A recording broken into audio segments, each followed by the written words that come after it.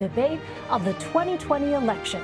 For the first time since October 2016, President Trump will share the stage with a political opponent, Democratic presidential nominee and former Vice President Joe Biden. Here's a look at the stakes for tonight. About 3/4 of likely viewers, people who say they'll watch, are tuning in to see how their candidate does. Just 6% say they're watching because they're still deciding whom to vote for.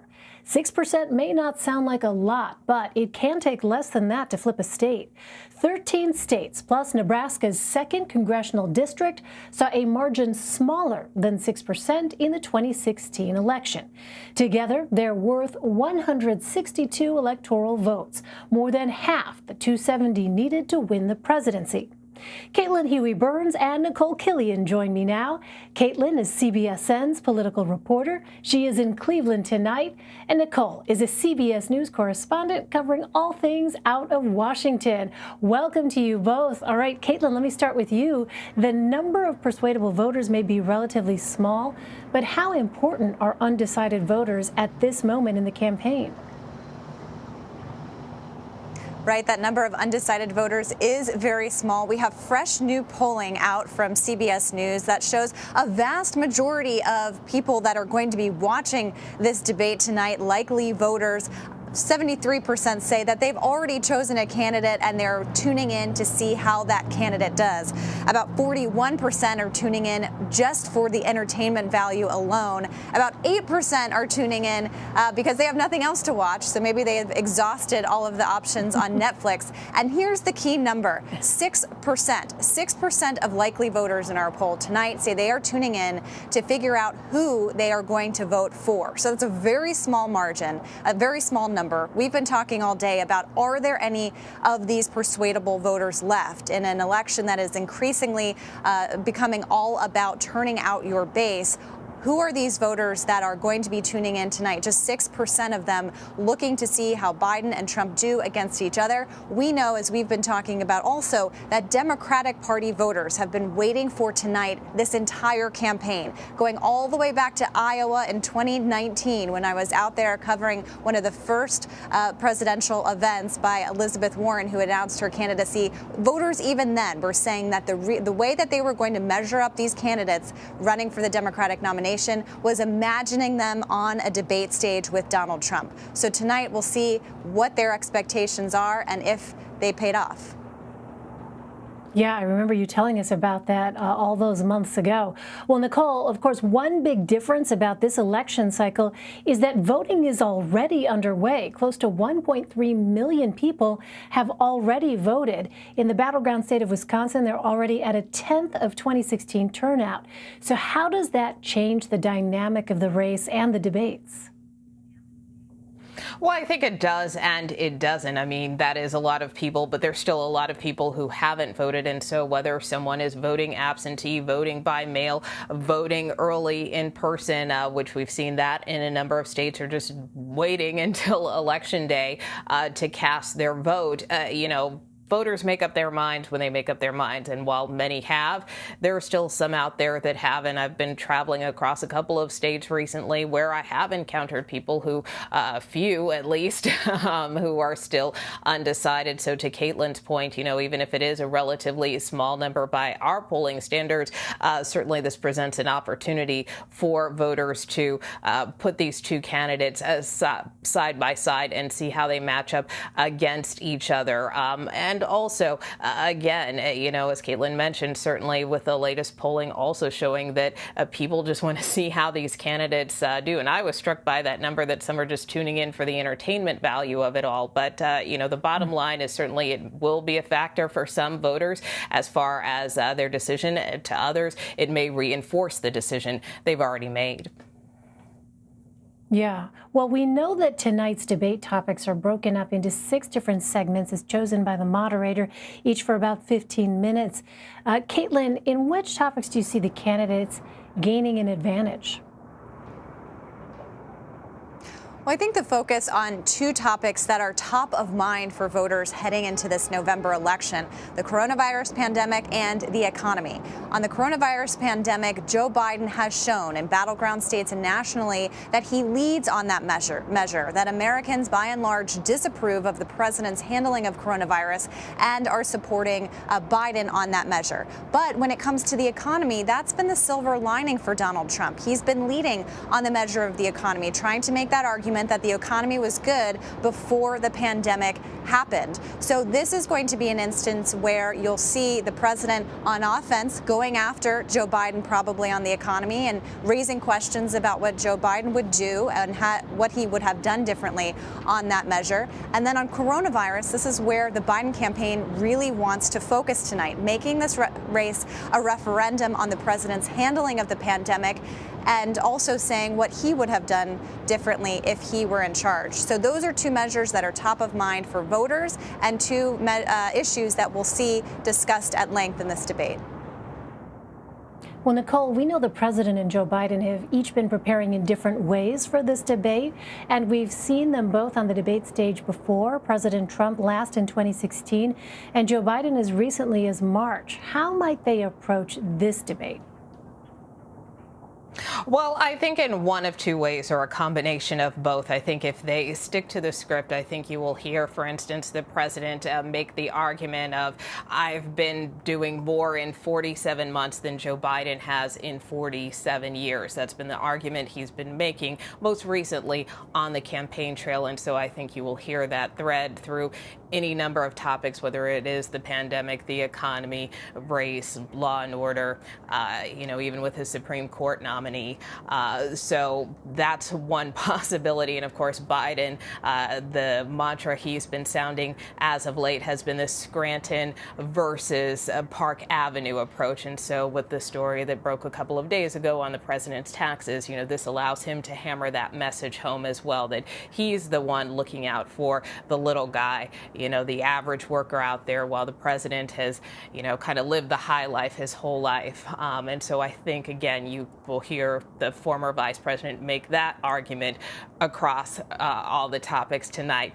If they go off script, all bets are off. I mean, I think that's really certainly one thing I'll be watching for, but I think what a lot of people will be watching for, especially those who said they're looking for the entertainment value here, how will the gloves come off? Will these guys go after each other? If you have followed the president and watched his campaign rallies, he can go in on Joe Biden. Joe Biden equally can hit back. And we even heard the vice president just tonight at a debate watch party saying that the president is going to bring the fight to Joe Biden tonight. So to the extent that this does become a knockout, drag-out fight, that is certainly something that I think many will be watching for as well. So on script, off script, we'll just have to see, or a combination of both, like I said. Right, something like that. All right, Caitlin Huey-Burns and Nicole Killian, great to have you both. Thank you. As we mentioned, the president has not been on a debate stage since 2016. Back then, Philippe Reines played the role of then-Republican nominee Donald Trump for Hillary Clinton's debate prep. Here's some of what they had to prepare for. A good job in the 1990s. I think a lot about what worked and how we can make it work again. Well, he approved 3 million NAFTA. new jobs, He approved a balanced NAFTA, budget, which is the single worst trade deal ever approved in this country. Incomes went up for everybody. Just join the debate by saying more crazy things. Now, let me say there's nothing crazy about not letting our companies bring their money back into their country. This is Secretary Clinton's 2 minutes, please. Yeah, well, let's start the clock again, Lester. Starting when I was a senator from New York. But that's not the point here. Why didn't you do it? Why didn't you do it? Because I was a senator with a Republican president. Oh, really? I will be the president who will get it done. If you were an effective senator, you could have done it. If you were an effective senator, you could have done it. But you were not an effective Please allow her to senator. respond. She didn't interrupt you. That's part of my commitment to raise taxes on the wealthy. My Social Security, payroll contribution will go up, as will Donald's, assuming he can't figure out how to get out of it. But what we want to do is to replenish the Social Security Trust Fund. And former Deputy Assistant Secretary of State and Senior Advisor to Hillary Clinton, Philippe Reines, joins me now. Philippe, welcome. So you said that the key to beating President Trump in a debate is to, quote, get out of his way. What did you mean by that? First, I want to thank you for that just lovely walk down memory lane. How'd you feel about that, Philippe? Parts of it I want to laugh, parts of it I want to cry. I'll probably do it after we hang up. What I mean by that is, look, there is one Donald Trump. People argue which Donald Trump are we going to see. There's one. You see him, you cover the White House, you see what's happening every single day. We see it 3 to 5 times a week for the last 6 months. That guy is showing up tonight. There's no other guy. So that guy is not doing well. That guy, he's got his 40%, but the rest of America is not so keen on the bluster, on the bombast, on the line. Now, it makes good TV, and if Donald Trump's strategy is to really take advantage of the biggest audience he's going to have this campaign, then yeah, he can enjoy himself, and maybe even some people will say he won the debate. But he's losing the race. And if his goal were to come into this debate and try to do some good for himself, he would take a different approach. But as a human being, he's not capable of doing it. So everyone's focused on how is Joe Biden going to react? What is Joe Biden going to say? Is he going to fact check him? Is he going to keep his cool? Is he going to lose his cool? The truth of the matter is, if I were Joe Biden, and I would say, hi, Chris Wallace, the moderator, thank you for being here tonight. And thank you to Case University for hosting us. And with that, I yield my 45 minutes to Donald Trump, because the guy never misses an opportunity to miss an opportunity. And while 4 years ago it was hard to watch about those clips, was that you do see how within the interrupting and the histrionics, he's delivering message, whether it was job creation or trade, and he was getting in his knocks on her. Now he doesn't do that. Now when he opens his mouth, it's a list of grievances about how slippery ramps are and about how perfect his transcripts are and angry Democrats. And it's one thing if he stands in the Rose Garden and he has all the time in the world to go off for 50 minutes and throw in some stuff about Joe Biden. He's got 2 or 3 minutes at a shot tonight. If he wants to send, each of those men have to decide, do I want to spend 90 minutes quarreling with the other guy, or do I want to spend 90 minutes talking to the audience? It's clear what choice Trump is going to make. It's clear that Joe Biden knows the more he talks to the audience, the better he is. That doesn't mean he's going to stand there and take whatever comes at him. And by the way, if he just stood there and took it, a lot of people would say, including me, I don't want to see someone who can't defend themselves, who can't be strong in the face of being bullied. So Joe Biden has a hard job. But Donald Trump has a bigger task, and I'm pretty confident that he's going to blow it. And even the last thing I'll say is, in the 1% chance that he took this mythical debate drug himself and he were to give a good performance and say, everyone should wear masks and we're going to test more, it'll stop tomorrow. He'll undo anything he does. So that guy's going to show up and that guy's losing. And that guy is counting on Joe Biden to, I don't know, have some kind of health event that disqualifies himself. I mean, that's a pretty passive plan. You know, Philippe, I want to ask you a question having to do with gender, because you raised this notion of Donald Trump interrupting Secretary Clinton during the debate. Let's go ahead and, at the risk of alienating you, Philippe, we're going to play for some of our viewers here who may have missed our montage off the top, just a little bit of what we saw in 2016. Let's listen. It's just awfully good that someone with the temperament of Donald Trump is not in charge of the law in our country. Yeah, because you'd be in jail. Secretary Clinton.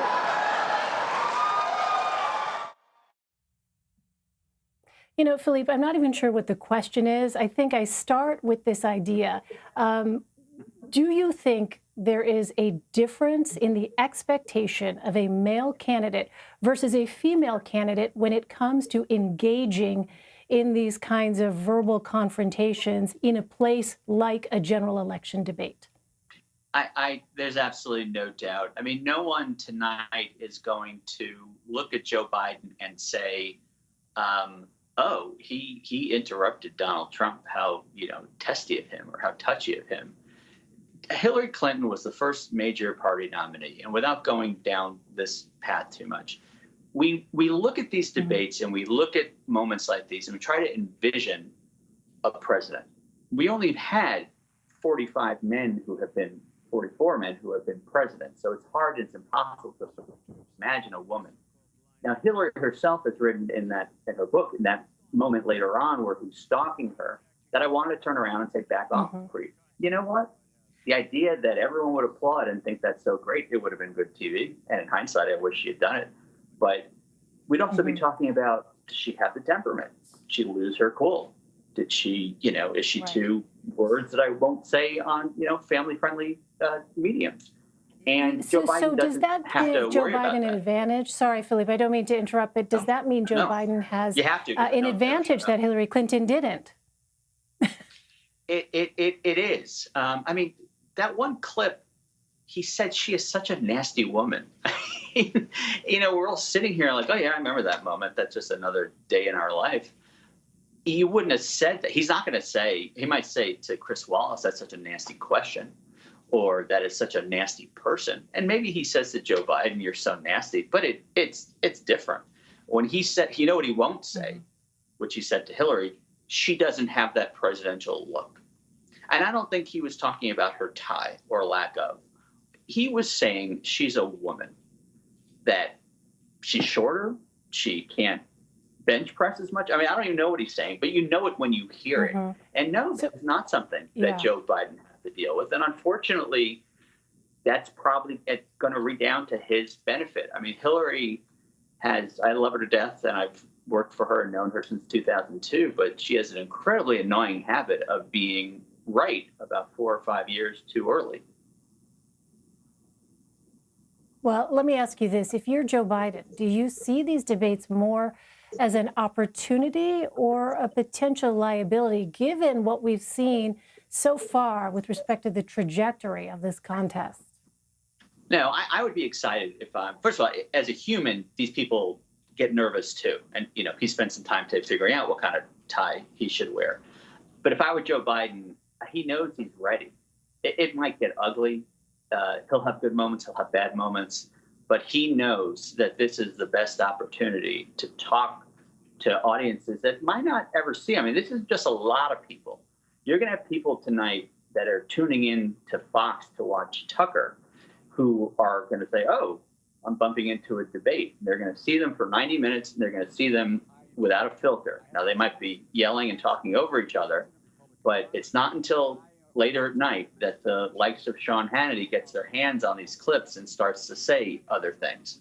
And that does not benefit Donald Trump. Donald Trump needs that filter. He needs the artificial, the guy, Brit Hume on Fox a little while ago said that he's convinced that Joe Biden is senile. You know what the problem is? Joe Biden's not senile, and we're all about to see that he's not senile. And yes, these are opportunities. And it's in very simple terms, the debate is a huge moment, but it's just another moment. His convention speech was a moment.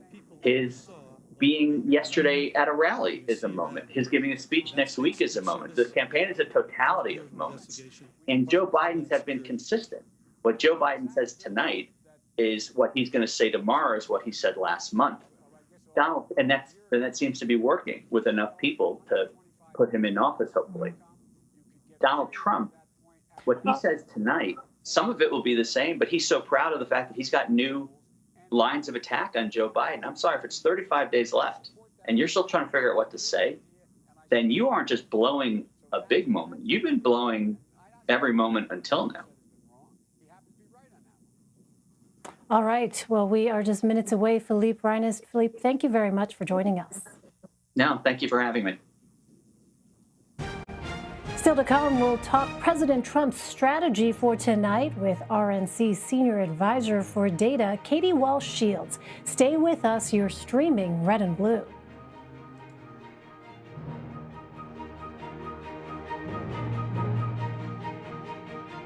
Or maybe he doesn't want the American people, all of you watching tonight, to know that he's paid nothing in federal taxes, because the only years that anybody's ever seen were a couple of years when he had to turn them over to state authorities when he was trying to get a casino license, and they showed he didn't pay any federal income tax. So That makes if me he's smart. paid zero, that means zero for troops, zero for vets, zero for schools or health.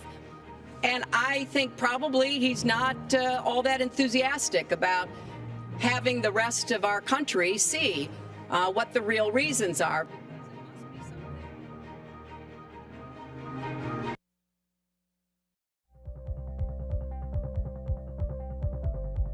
Go to the ends of the earth. Right now. We got something crazy. Boom! And reach for the stars. Here we are. Time. Yes, it's my comeback. Hey, this is pretty fun. But wait, there's more. Experience thought-provoking, I'm open to the idea of being a human being. innovative, and truly original reporting. Look through a telescope and go, wow. Because there's always something new under the sun on CBS Sunday morning. COVID has taken the lives of tens of thousands of Americans. Rural areas like this here on Navajo Nation are especially hit hard. 15 to 30% of our Navajo citizens don't have running water. In any indigenous reservation, there is a shortage of physicians. Native Americans are amongst the most vulnerable and hardest hit by COVID. Yeah, the more we lose our elders to COVID-19, the more we lose our language and our way of life. We need to bring awareness to the attention of Washington, D.C. and United States citizens that there is a need to focus on the first citizens of this country.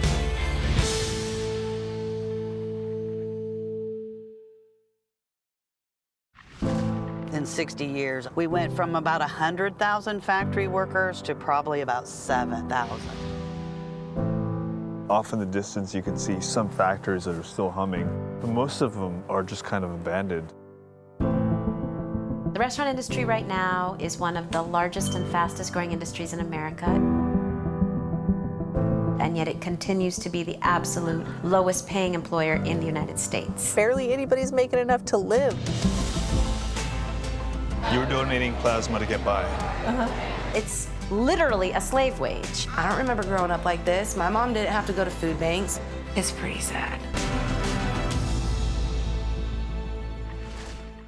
Even really young kids are feeling what's going on right now. How should parents be talking to them about this whole question of racial justice? How do we embrace this moment and turn it into real change? What we really must focus on is moving from protesting to policy. Join Gail, Anthony, and Tony on CBS This Morning. CBSN Los Angeles. Get local news, breaking news, anytime, anywhere. It's easy to find us, and it's free. Download the CBS News app on your favorite devices. CBSN Los Angeles, streaming 24/7. You can watch CBSN 24/7. We've got an amazing story to share with you. I understand you have some breaking news. How does it all play out? It's quite an adventure here at CBSN. It's been a day.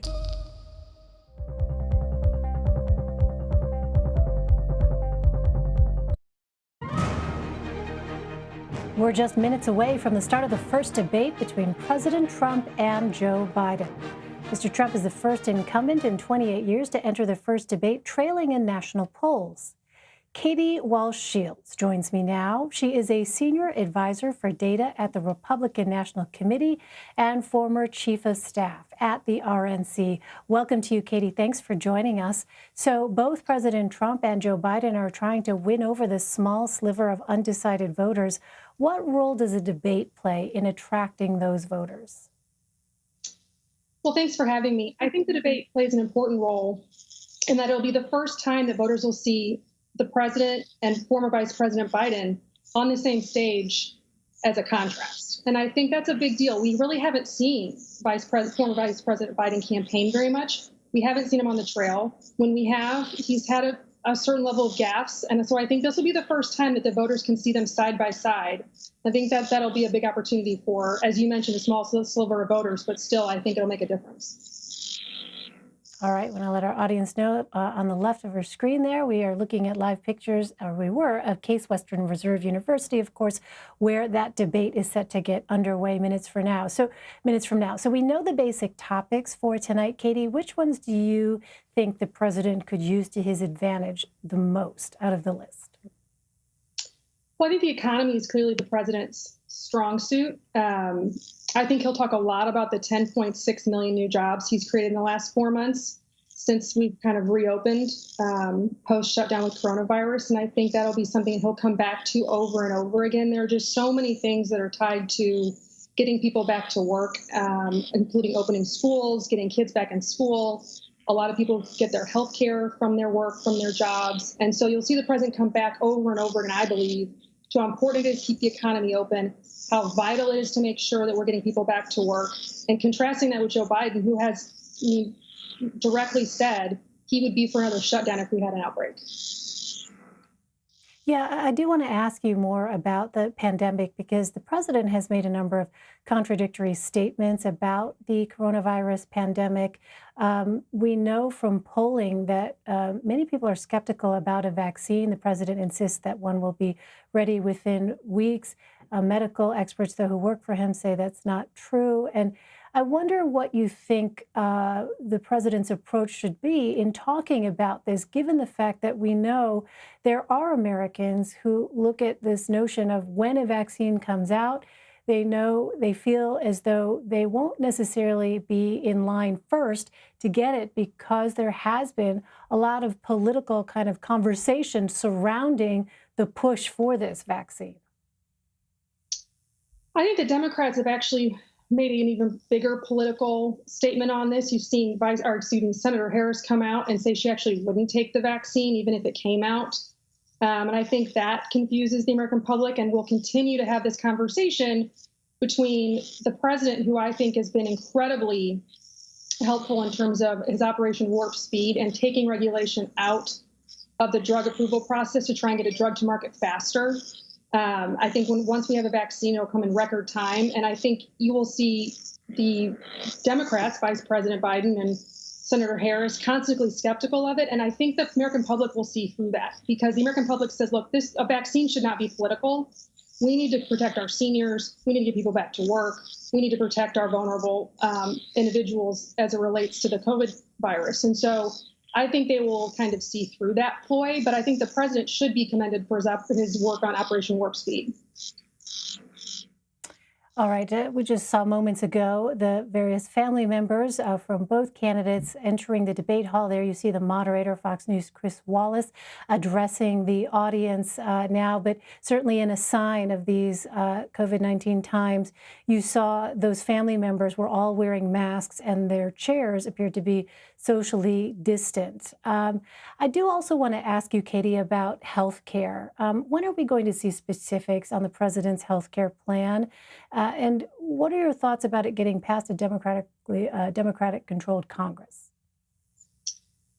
I don't think we've seen many things get through in the last 4 years, or excuse me, the last 2 years with the Democrat-controlled House. So I'm not terribly optimistic that anything would get passed with the Democrat-controlled House. But I do think you'll see the president continue to talk about covering pre-existing conditions, about lowering prescription drug prices. He's been really tough on the pharmaceutical companies, which is not historically a position that Republicans have taken. And so I think it is really something that he will continue to talk to seniors about. It's a main issue to seniors over and over again when you look at polling, is prescription drug prices. And so I think you'll see the president continue to talk about the elements of a health care plan that he thinks are important, but I don't think there's much chance that anything gets through the Democrat-controlled House. So we shouldn't expect a sort of comprehensive plan, more piecemeal kind of elements, as you say, of what he would like to see in healthcare. Well, I'm sure the White House may put out a policy paper that kind of outlines what he would like to see in a bill. But I think, the president will, understand that getting something through a Democrat-controlled House is very unlikely. And so he'll continue to put his benchmarks out and say, these are the things that I would want in a healthcare bill. If we're going to talk about what is important with healthcare to the American public, this is what I want to see. And I think he'll maybe put out position papers. I think you'll see the president communicate that directly, as he often does with American people. But I don't think you'll see any movement on it. And so I think you'll continue to see Democrats and Republicans kind of going back and forth on what they think is important, but I don't know that we'll see an actual bill to speak of. All right, Katie Walsh-Shields. Katie, thanks very much for your time. Thanks for having me. And the first debate between President Trump and Joe Biden is about to get started. Let's go to our CBS News Primetime Special. We'll win and we'll do it together. Former Vice President Joe Biden. This is the most important election in the history of our country. President Donald Trump. Maybe he's going to be great at the debate. You know, he's been doing it for 47 years. The first presidential debate. Have you begun to prepare for debates against President Trump? I can hardly wait.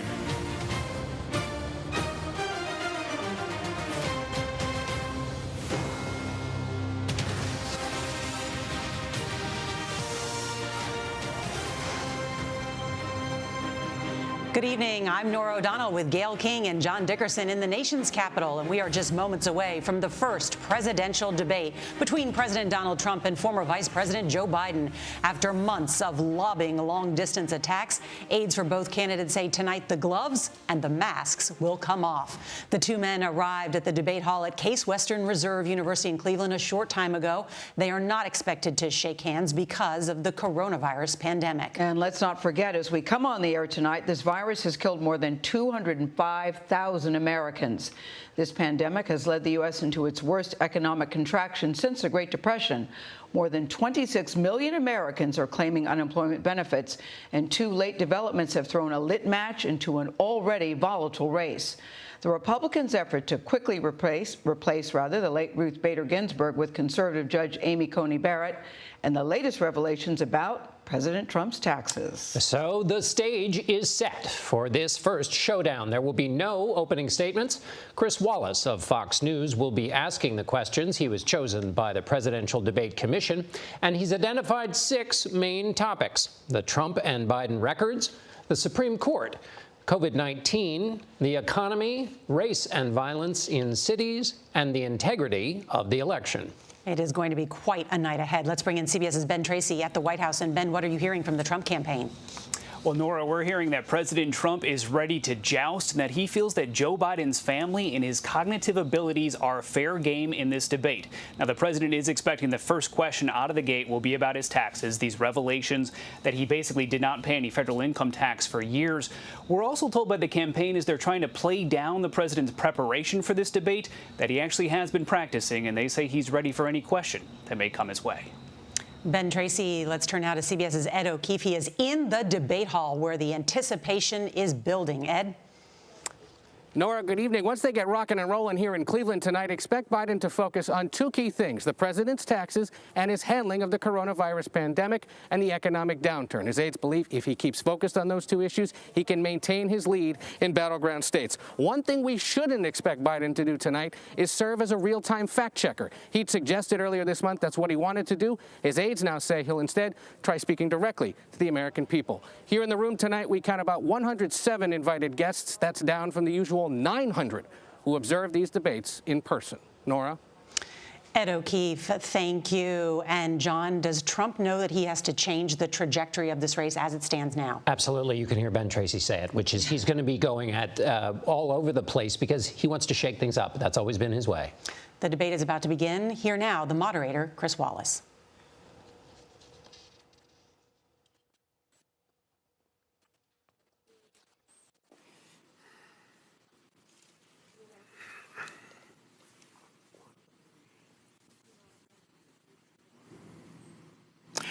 Good evening from the Health Education campus of Case Western Reserve University and the Cleveland Clinic. I'm Chris Wallace of Fox News, and I welcome you to the first of the 2020 presidential debates between President Donald J. Trump and former Vice President Joe Biden. This debate is sponsored by the Commission on Presidential Debates. The commission has designed the format, 6 roughly 15-minute segments with 2-minute answers from each candidate to the first question, then open discussion for the rest of each segment. Both campaigns have agreed to these rules. For the record, I decided the topics and the questions in each topic I can assure you, none of the questions has been shared with the commission or the two candidates. This debate is being conducted under health and safety protocols designed by the Cleveland Clinic, which is serving as the health security advisor to the commission for all 4 debates. As a precaution, both campaigns have agreed the candidates will not shake hands at the beginning of tonight's debate. The audience here in the hall has promised to remain silent. No cheers, no boos or other interruptions, so we, and more importantly you, can focus on what the candidates have to say. No noise except right now, as we welcome the Republican nominee, President Trump, and the Democratic nominee, Vice President Biden.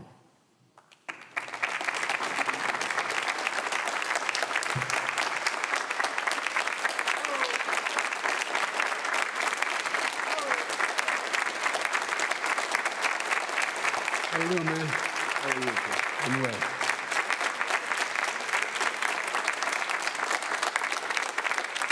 Gentlemen, a lot of people have been waiting for this night, so let's get going. Our first subject is the Supreme Court. President Trump, you nominated Amy Coney Barrett over the weekend to succeed the late Ruth Bader Ginsburg on the court. You say the Constitution is clear about your obligation and the Senate's to consider a nominee to the court. Vice President Biden, you say that this is an effort by the president and Republicans to jam through an appointment and what you call an abuse of power. My first question to both of you tonight, why are you right in the argument you make and your opponent wrong, and where do you think a Justice Barrett would take the court? President Trump, in this first segment, you go first, 2 minutes. Thank you very much, Chris. I will tell you very simply, we won the election. Elections have consequences. We have the Senate, we have the White House, and we have a phenomenal nominee, respected by all, top academic, good in every way, In fact, some of her biggest endorsers are very liberal people from Notre Dame and other places. So I think she's going to be fantastic. We have plenty of time. Even if we did it after the election itself. I have a lot of time after the election, as you know. So I think that she will be outstanding. She's going to be as good as anybody that has served on that court. We really feel that. We have a professor at Notre Dame, highly respected by all, said she's the single greatest student he's ever had. He's been a professor for a long time at a great school. And we won the election, and therefore we have the right to choose her. And very few people knowingly would say otherwise. And by the way, the Democrats, they wouldn't even think about not doing it. If they had, the only difference is they'd try and do it faster. There's no way they would give it up. They had Merrick Garland, but the problem is they didn't have the election, so they were stopped. And probably that would happen in reverse also. Definitely would happen in reverse. So we won the election, and we have the right to do it, Chris. President Trump, thank you. Same question to you, Vice President Biden. You have 2 minutes. Well, first of all, thank you for doing this, and looking forward to this, Mr. President. Thank you, Joe. The American people have a right to have a say in who the Supreme Court nominee is, and that say occurs when they vote for United States senators and when they vote for the President of the United States. They're not going to get that chance now because we're in the middle of an election already. The election has already started. Tens of thousands of people have already voted. And so the thing that should happen is we should wait. We should wait and see what the outcome of this election is, because that's the only way the American people get to express their view is by who they elect as president and who they elect as vice president. Now, what's at stake here is the president's made it clear he wants to get rid of the Affordable Care Act. He's been running on that, he ran on that, and he's been governing on that. He's in the Supreme Court right now trying to get rid of the Affordable Care Act, which will strip 20 million people from having insurance, health insurance now, if it goes into court. And the justice, and I have nothing, I'm not opposed to the justice, she seems like a very fine person. But she's written before she went on the bench, which is her right, that she thinks that the Affordable Care Act is not constitutional. The other thing that's on the court, and if it's struck down, what happens? Women's rights are fundamentally changed. Once again, A woman could be pay more money because she has a pre-existing condition of pregnancy. They were able to charge a woman more for the same exact procedure a man gets. And that ended when we, in fact, passed the Affordable Care Act. And there's 100 million people who have pre-existing conditions, and they'll be taken away as well. Those pre-existing conditions, the insurance companies are going to love this. And so it's just not appropriate to do this before this election. If he wins the election and the Senate is Democrat or Republican, then he goes forward. If not, we should wait until February. All right. There aren't 100 million people with pre-existing conditions. As far as the say is concerned, the people already had their say. Okay, Justice Ginsburg said very powerfully, very strongly, at some point, 10 years ago or so, she said a president and the Senate is elected for a period of time, but a president's elected for 4 years. We're not elected for 3 years. I'm not elected for 3 years. So we have the Senate, we have a president. He's elected to the next during election. that period of time, we have an opening. I'm not elected for 3 years. I'm elected for 4 years. And the 100 million people, Joe, the 100 million people is totally wrong. I don't know where you got that number.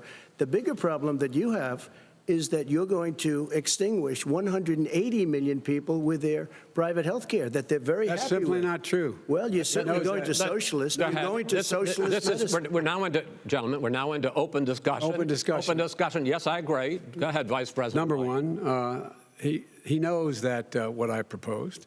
What I proposed is that we expand Obamacare and we increase it. We do not wipe any. And one of the big debates we had with 23 of my colleagues trying to win the nomination that I won were saying that Biden wanted to allow people to have private insurance still.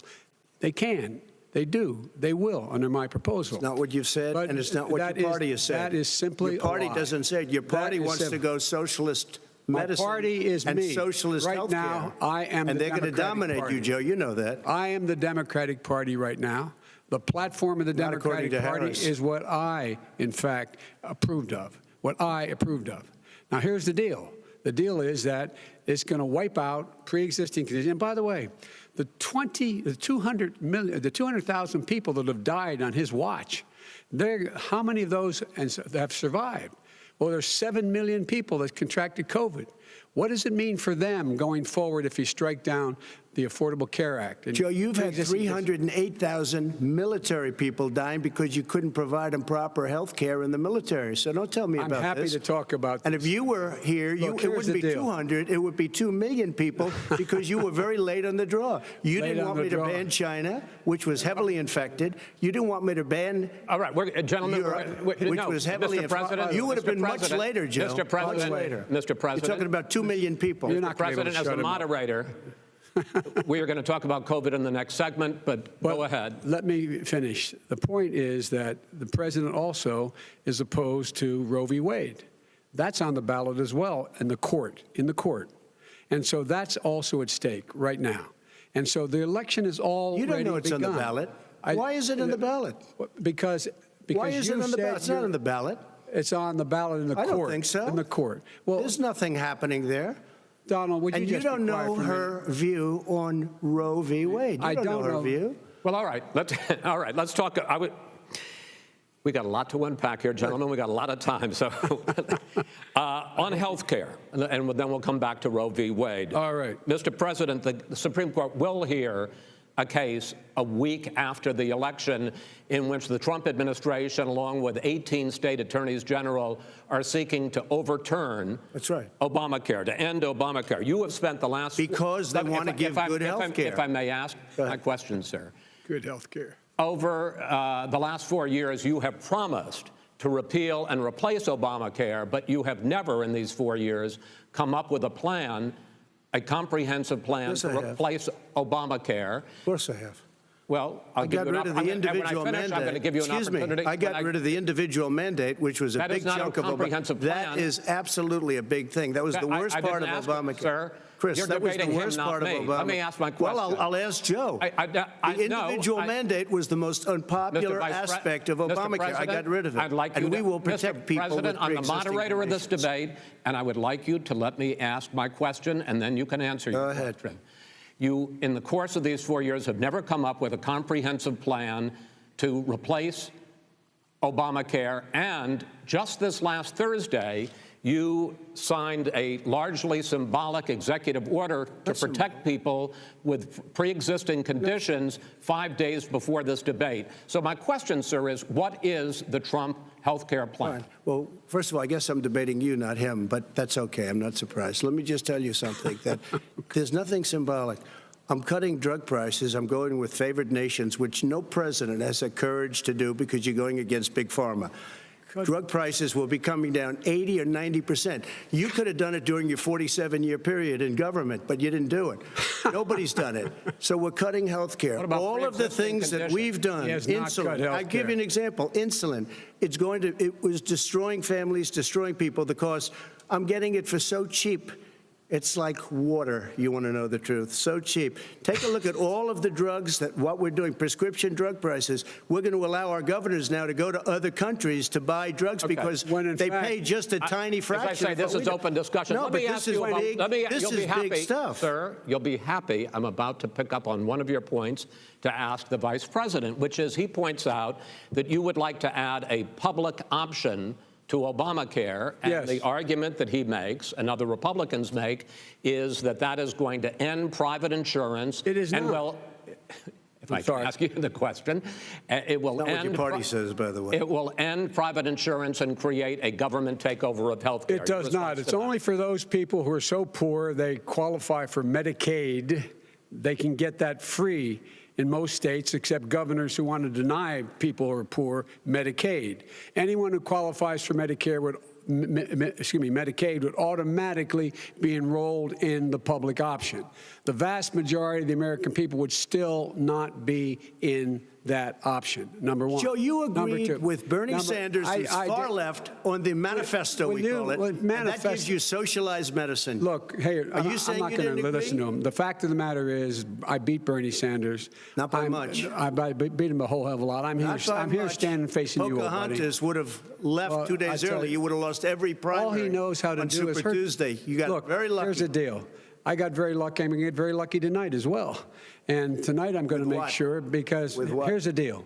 Here's the deal. The fact is that everything he's saying so far is simply a lie. I'm not here to call out his lies. Everybody knows he's a liar. But you I just want to make sure. Joe, you're the liar. I want to make sure. You graduated last in your class, not first in your class. I want to make sure. Mr. President, can you let him finish, sir? No, he doesn't know how to do that. He has, You'd be surprised. You picked You'd be surprised. the wrong guy, the wrong night at the wrong time. Listen, you agreed with Bernie Sanders to the manifesto. The whole idea. Let him. There is no manifesto, number one. Please let him speak, Mr. Number President. two. You just lost the left. Number two. You just lost the left. You agreed with Bernie Sanders on a plan. Folks, absolutely agreed folks, do you have any idea what this clown's doing? They call it Do you have any idea? Socialized medicine. Mr. President. I'll tell you what. He is not for any help for people needing health care. Because he, in fact, already has cost 10 million people their health care that they had from their employers because of his recession. Number one. Number two, there are 20 million people getting health care through Obamacare now that he wants to take it away. He won't ever look you in the eye and say that's what he wants to do. Take it away. No, I want to give them better health care at a much lower price because Obamacare he doesn't know how. He doesn't know how to do that. I've already fixed it. He has never offered a plan. Fixed it to an extent. He has never done a single thing. As you might know, but probably don't. Gentlemen, you realize if you're both speaking at the same time, and it's too expensive. Let the president. Go ahead, sir. Obamacare is no good. We made it better, and I had a choice to make very early on. We took away the individual mandate. We guarantee pre-existing conditions, but took away the individual mandate. Listen, this is the way it is, and that destroyed. They shouldn't even call it Obamacare. Then I had a choice to make. Do I let my people run it really well or badly? Yeah. If I run it badly, they'll probably blame him, but they'll blame me. But more importantly, I want to help people, okay? I said, you got to run it so well. That's what and I just had a meeting with them. They said, the problem is no matter how well you run Obamacare, it's a disaster. It's too expensive. Premiums are too high, and it doesn't work. So we do want to get rid of it. Chris, we want to get rid of it. I understand it, sir, but I have to give you roughly equal time. Please let the vice president talk. Good. He has no plan for health care. Of course we do. He sends out wishful thinking. He has executive orders that have no power. He hasn't lowered drug costs for anybody. He's been promising a health care plan since he got elected. He has none, like almost everything else he talks about. He does not have a plan. He doesn't have a plan. And the fact is, this man doesn't know what he's talking about. All right, I have one final question for you, sure. Mr. Vice President. If Senate Republicans, we were talking originally about the Supreme Court here, if Senate Republicans go ahead and confirm Justice Barrett, there has been talk about ending the filibuster or even packing the court, adding to the 9 justices there. You call this a distraction by the president, but in fact, it wasn't brought up by the president. It was brought up by some of your Democratic colleagues in the Congress. So my question to you is, you have refused in the past to talk about it. Are you willing to tell the American people tonight whether or not you will support either ending the filibuster or packing the court? Whatever position I take on that, that'll become the issue. The issue is the American people should speak. You should go out and vote. You're in voting now. Vote and let your senators know how strongly you feel. Vote now. Are you going to pack the court? Make sure you, in fact, let people know you're a senator. I'm not going to answer the question. Why wouldn't you answer that because question? the question is, radical left. Will you shut up, man? Listen, who is on your list, Joe? Who's on your list? Right. Gentlemen, I think this is so unprecedented. He's going to pack the court. We have ended this segment. We're going to move on to the second segment. That was really a productive segment, wasn't it? Keep yapping, man. The people understand, Joe. They sure 47 years you've done nothing. They understand. All right. The second subject is COVID-19, which is an awfully serious subject, so let's try to be serious about it. We have had more than 7 million cases of coronavirus in the United States, and more than 200,000 people have died. Even after we produce a vaccine, experts say that it could be months or even years before we come back to anything approaching normal. My question for both of you is, based on what you have said and done so far, and what you have said you would do starting in 2021, why should the American people trust you more than your opponent to deal with this public health crisis going forward? In this case, the question goes to you first, sir. 2 minutes uninterrupted. Good luck. 200,000 dead. As you said, over 7 million infected in the United States. We, in fact, have 4% of the world's population, 20% of the deaths. 40,000 people a day are contracting COVID. In addition to that, about between 750 and 1,000 people a day are dying. When he was presented with that number, he said, it is what it is. Well, it is what it is because you are who you are. That's why it is. The president has no plan. He hasn't laid out anything. He knew all the way back in February how serious this crisis was. He knew it was a deadly disease. What did he do? He's on tape as acknowledging he knew it. He said he didn't tell us or give people a warning of it because he didn't want to panic the American people. You don't panic. He panicked. In addition to that, what did he do? He went in and we were insisting that the Chinese, the people we had on the ground in China should be able to go to Wuhan and determine for themselves how dangerous this was. He did not even ask Xi to do that. He told us what a great job Xi was doing. He said we owe him a debt of gratitude for being so transparent with us. And what did he do then? He then did nothing. He waited and waited and waited. He still doesn't have a plan. I laid out back in March exactly what we should be doing. And I laid out again in July what we should be doing. We should be providing all the protective gear possible. We should be providing the money the House has passed in order to be able to go out and get people the help they need to keep their businesses open schools that cost a lot of money. You should get out of your bunker and get out of the sand trap and get in your golf course and go in the Oval Office and bring together the Democrats and Republicans and fund what needs to be done now to save lives. So if we would have listened to you. You have 2 minutes, sir. If we would have listened to you, the country would have been left wide open. Millions of people would have died, not 200,000. And one person is too much. It's China's fault. It should have never happened. They stopped it from going in, but it was China's fault. And by the way, when you talk about numbers, you don't know how many people died in China. You don't know how many people died in Russia. You don't know how many people died in India. They don't exactly give you a straight count, just so you understand.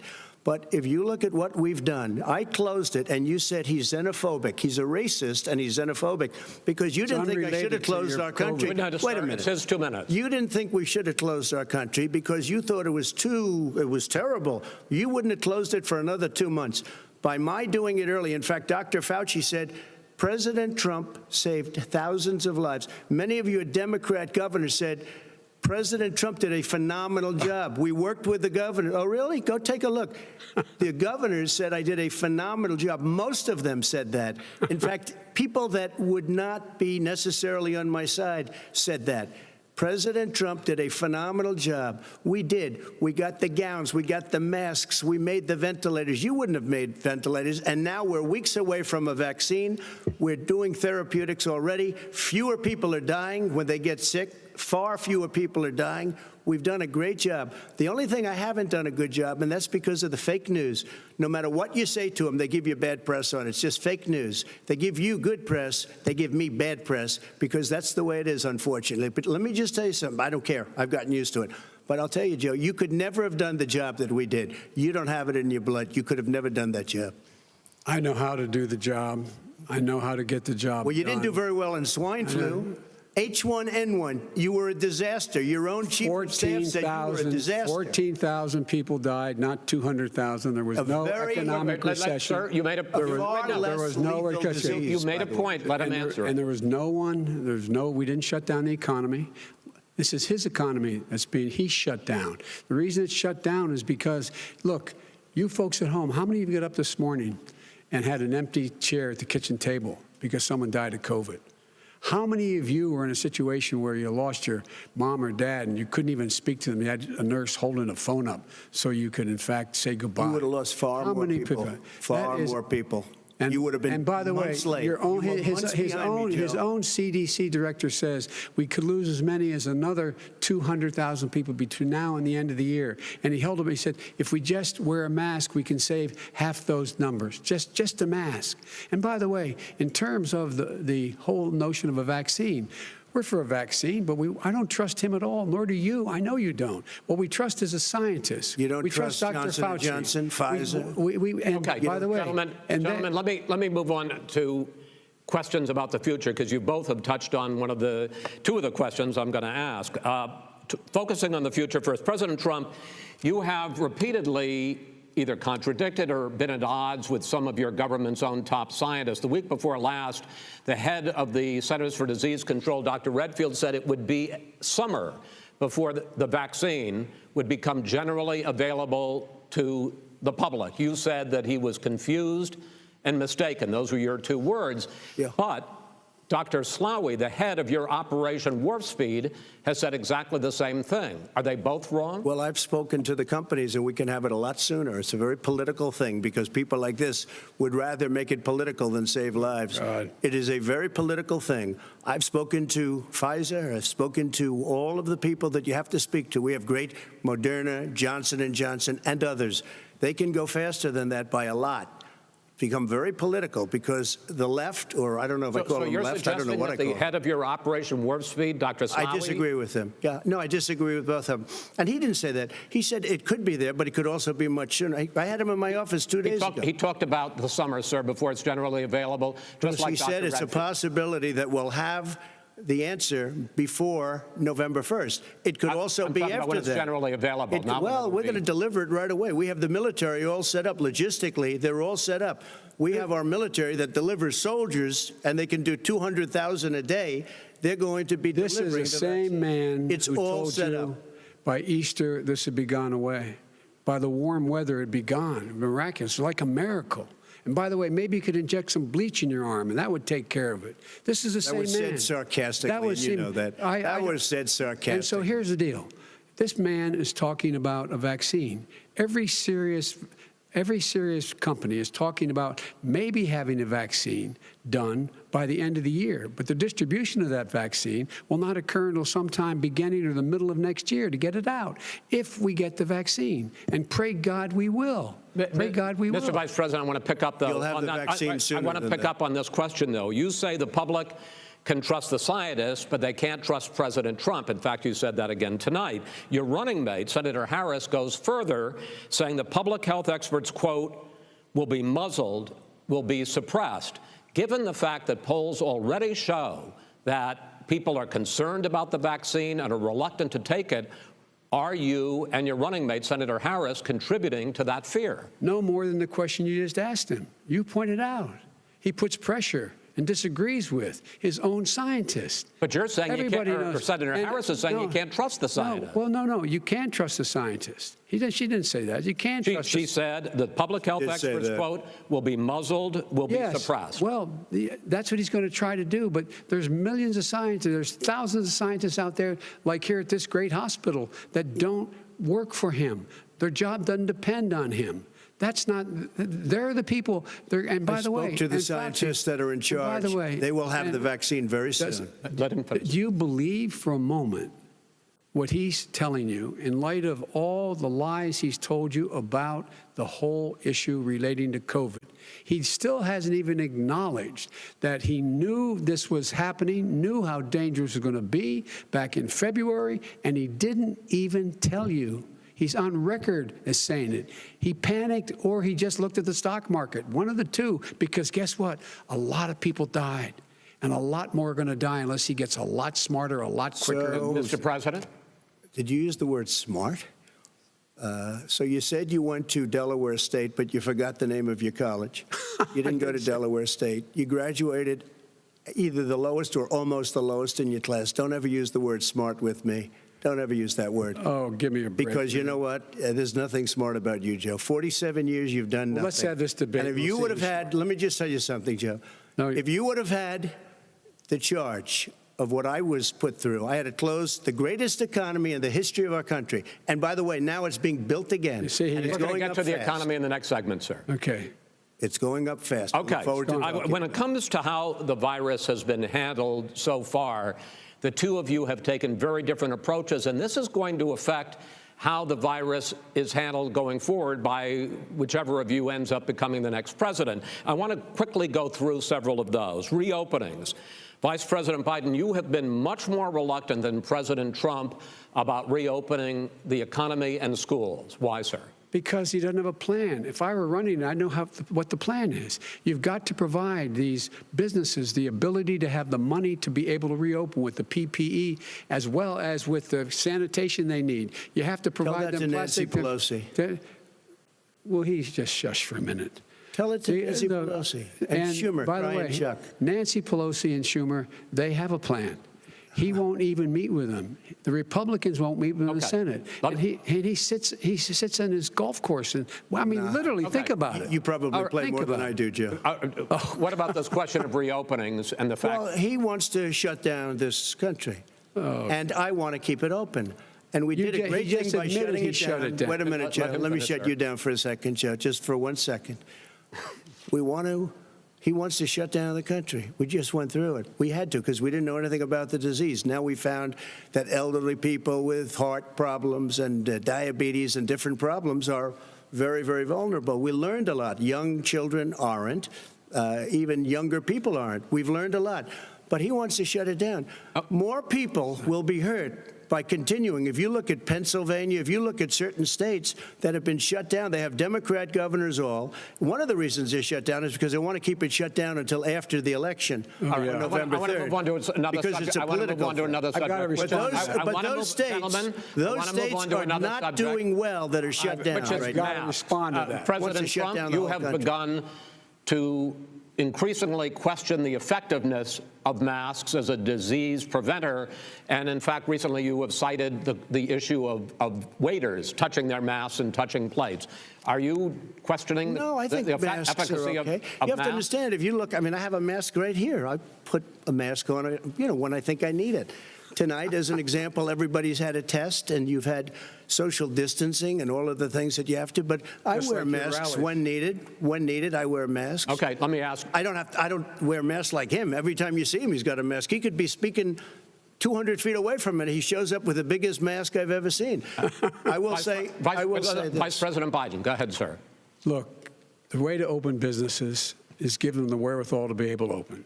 We provided money. The Congress. But I was asking you, sir, about masks. Well, masks make a big difference. His own head of the CDC said if we just wore masks between now, everybody wore masks in social distance between now and January, we'd probably save up to 100,000 lives.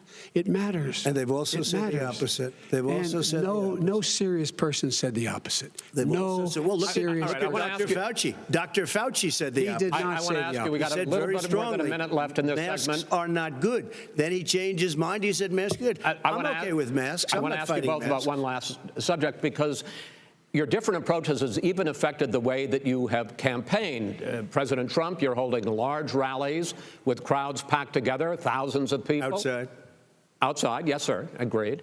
Vice President Biden, you are holding much smaller events with nobody will show up. People with. Well, it's true. Nobody shows up to his rallies. All right. In any case, why you holding the big rallies? Why you not? You goes first, sir. Because people want to hear what I have to say. I mean, but are you not worried about it spreading as a president, and I'll have 35,000 people show up at airports. We use airports. Are you not worried about the disease issues, sir? We have a lot of people. Well, so far, we have had no problem whatsoever. It's outside. That's a big difference, according to the experts. And we do them outside. We have tremendous crowds, as you see. I mean, and literally on 24 hours notice. And Joe does the circles and has 3 people someplace. Okay. By the way, did you see one of the last big rallies he had? And a reporter came up to him to ask him a question. He said, no, stand back. Put on your mask. Put on a mask. Have you been tested? I'm way far away from those other people. That's what he said. I can't. I'm going to be okay. He's not worried about you. He's not worried about the people out there breathing in one another. We've had no negative effect.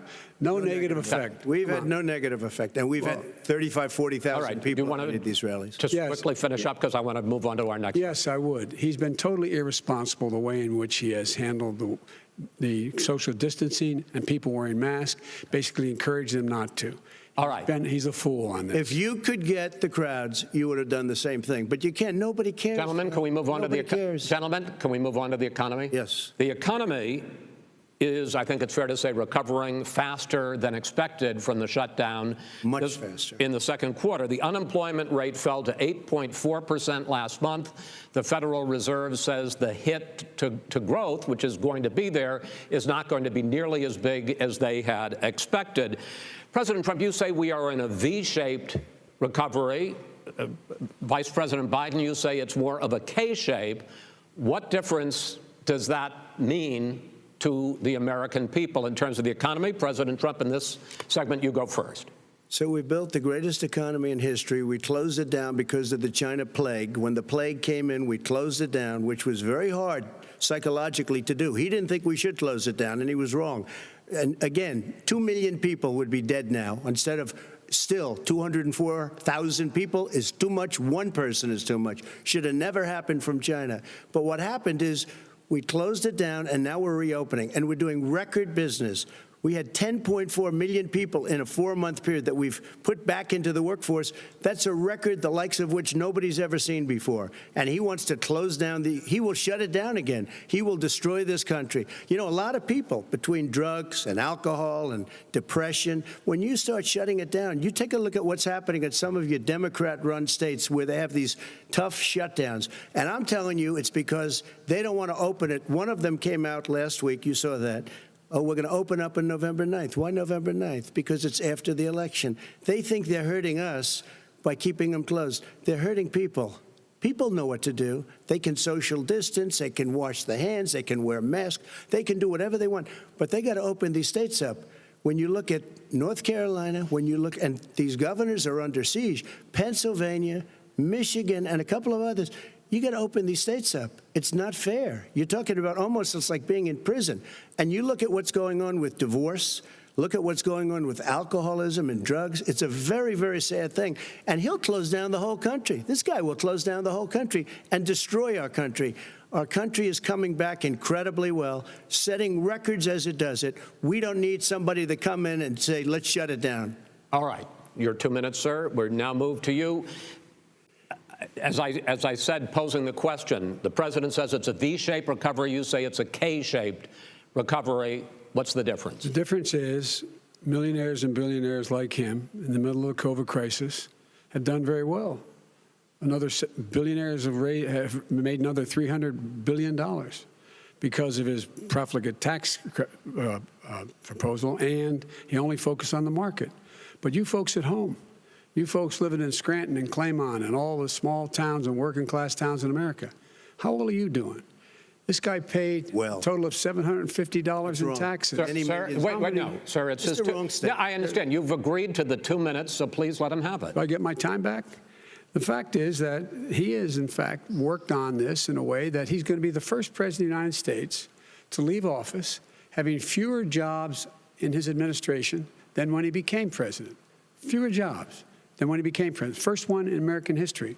Secondly, the people who have lost their jobs are those people who have been on the front lines, those people who have been saving our lives, those people who have been out there dying, people who've been putting themselves in the way to make sure that we could all try to make it.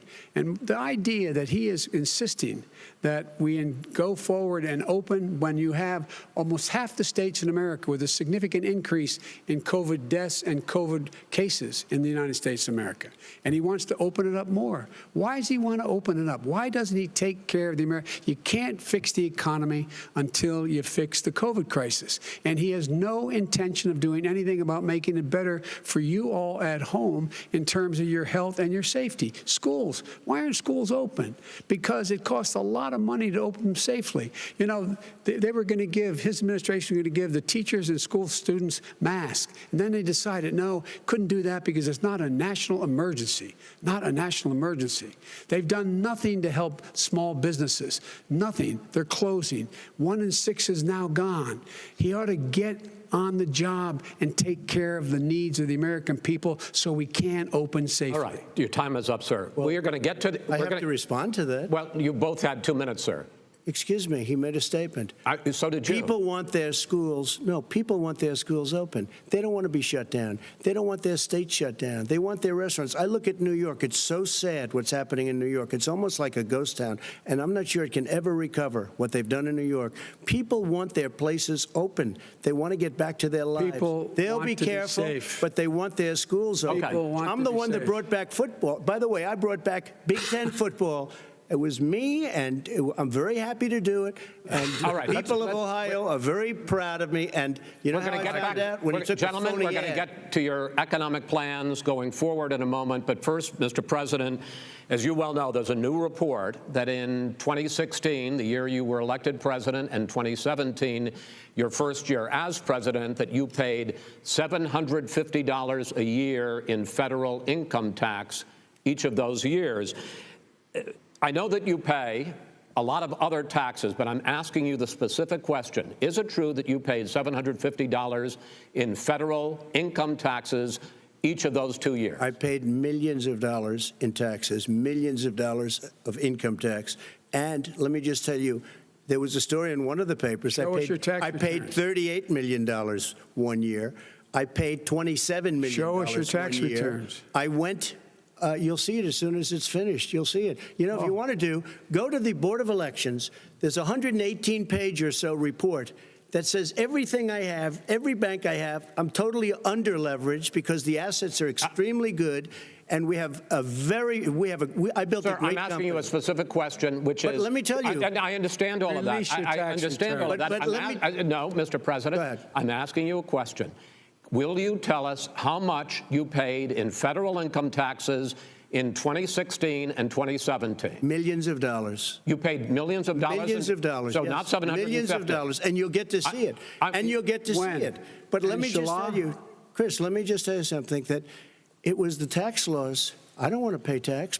Before I came here, I was a private developer. I was a private business people. Like every other private person, unless they're stupid, they go through the laws, and that's what it is. He passed a tax bill that gave us all these privileges for depreciation and for tax credits. We build a building and we get tax credits, like the hotel on Pennsylvania Avenue. You get a massive, which, by the way, was given to me by the Obama administration, if you can believe that. Now, the man got fired right after that happened. But Vice President Biden, you want to respond? Yeah, I do want to respond. Look, the tax code that made him put him in a position that he pays less tax than a school teacher makes on the money a school teacher makes is because of him he says he's smart because he can take advantage of the tax code. And he does take advantage of the tax code. That's why I'm going to eliminate the Trump tax cuts. And I'm going to eliminate those tax cuts and make sure that we invest in the people who, in fact, need the help. People out there need help. But why didn't you do it over the last 25 years? Because you weren't president. Because you weren't president screwing things up. You were a senator. And you're the worst president America has ever had. Hey, Come Joe, on. let me just tell you, Joe. I've done more in 47 months. I've done more than you've done in 47 years, Joe. We've done things that you never even thought of doing, including fixing the broken military that you gave me, including taking care of your vets. Mr. President, we're talking about the economy. I'd like to ask you about your plans going forward because, Mr. Vice President, your economic plan, if you were to be elected president, focuses a lot on big government, big taxes, big spending. I want to focus first on the taxes. You propose more than $4 trillion over a decade in new taxes on individuals making more than $400,000 a year and on corporations.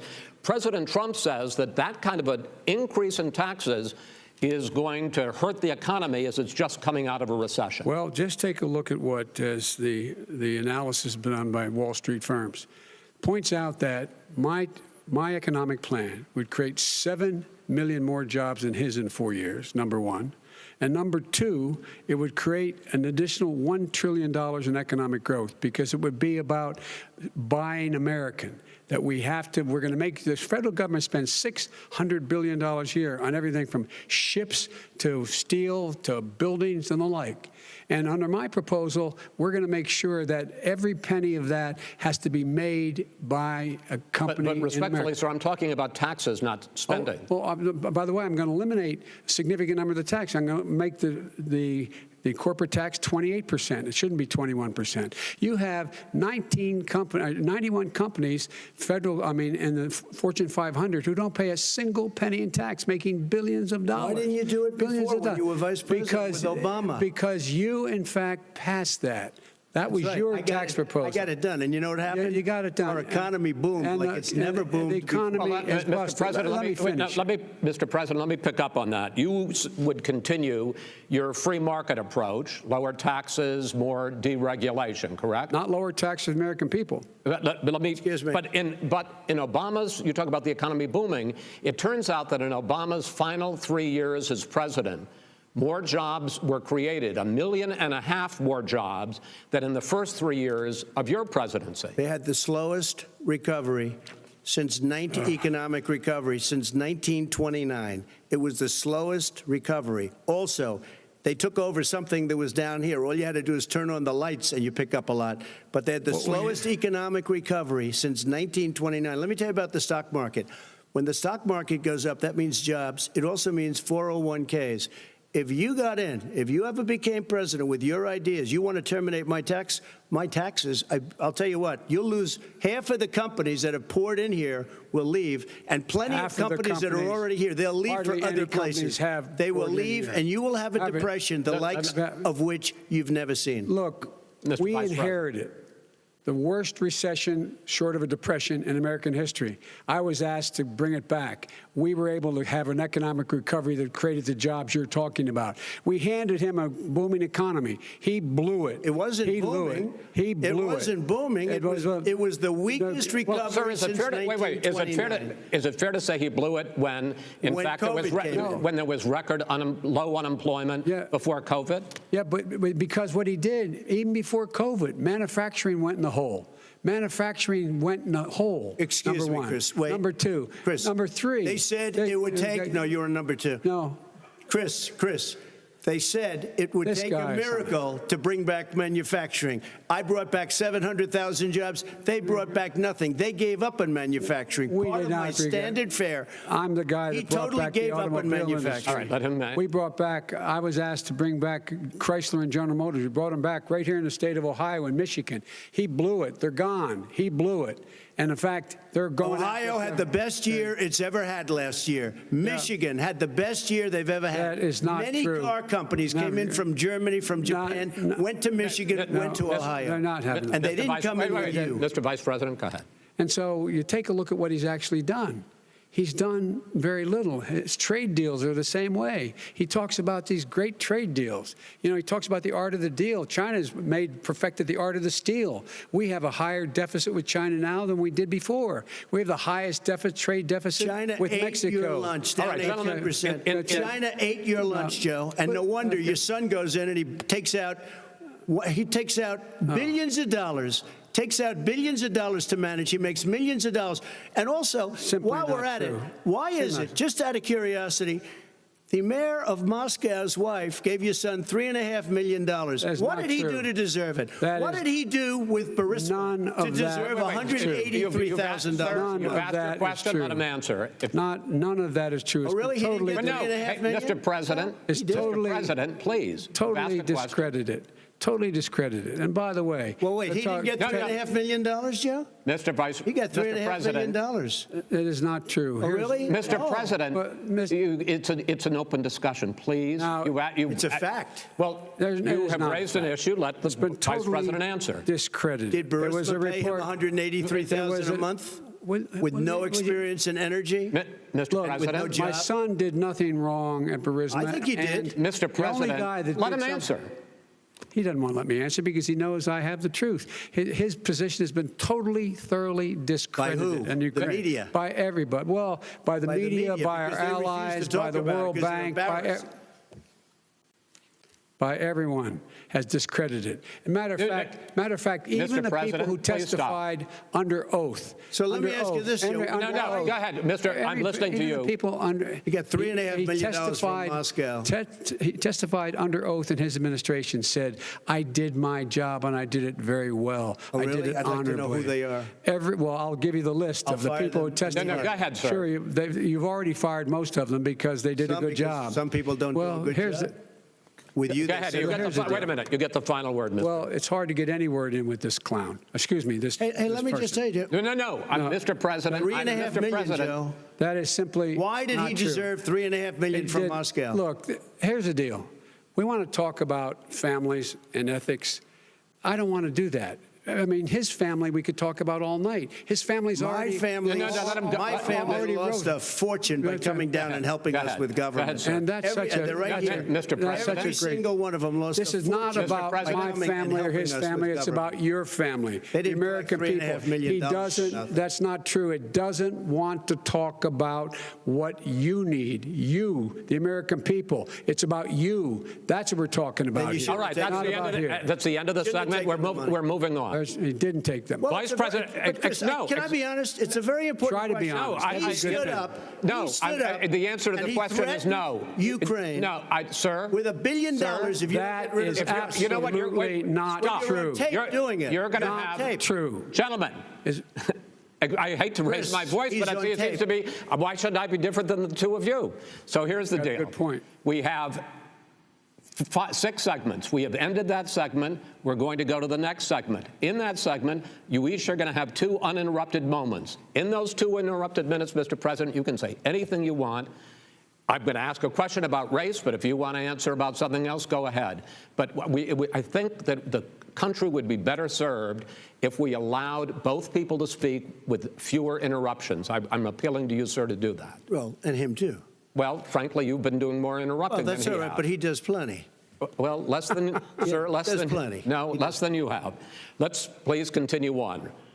The issue of race. Vice President Biden, you say that President Trump's response to the violence in Charlottesville 3 years ago, when he talked about very fine people on both sides, was what directly led you to launch this run for president. Oh, yeah, sure.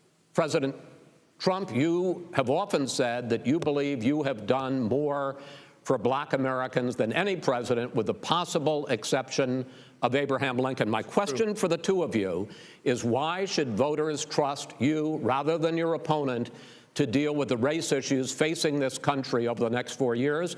Vice President Biden, you go first. It's about equity and equality. It's about decency. It's about the Constitution. And we have never walked away from trying to require equity for everyone, equality for the whole of America. But we've never accomplished it. But we've never walked away from it like he has done. It is true. The reason I got in the race is when those people, close your eyes, remember what those people looked like coming out of the fields carrying torches, their veins bulging, just spewing anti-Semitic bile, and accompanied by the Ku Klux Klan. A young woman got killed. And they asked the president what he thought. He said there were very fine people on both sides. No president's ever said anything like that. It is who's now, sir. Second point I'd make to you is that when Floyd was killed, when Mr. Floyd was killed, there was a peaceful protest in front of the White House. What did he do? He came out of his bunker, had the military use tear gas on him so he could walk across to a church and hold up a Bible. And then what happened after that? The bishop of that very church said that it was a disgrace. The general who was with him said all he ever wants to do is divide people, not unite people at all. This is a president who has used everything as a dog whistle to try to generate racist hatred, racist division. This is a man who, in fact, you talk about helping African Americans.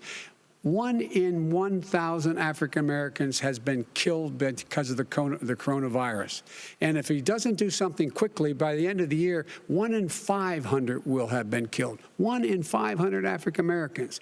This man is a savior of African Americans. This man cares at all. This man's done virtually nothing. Look, the fact is that you have to look at what he talks about.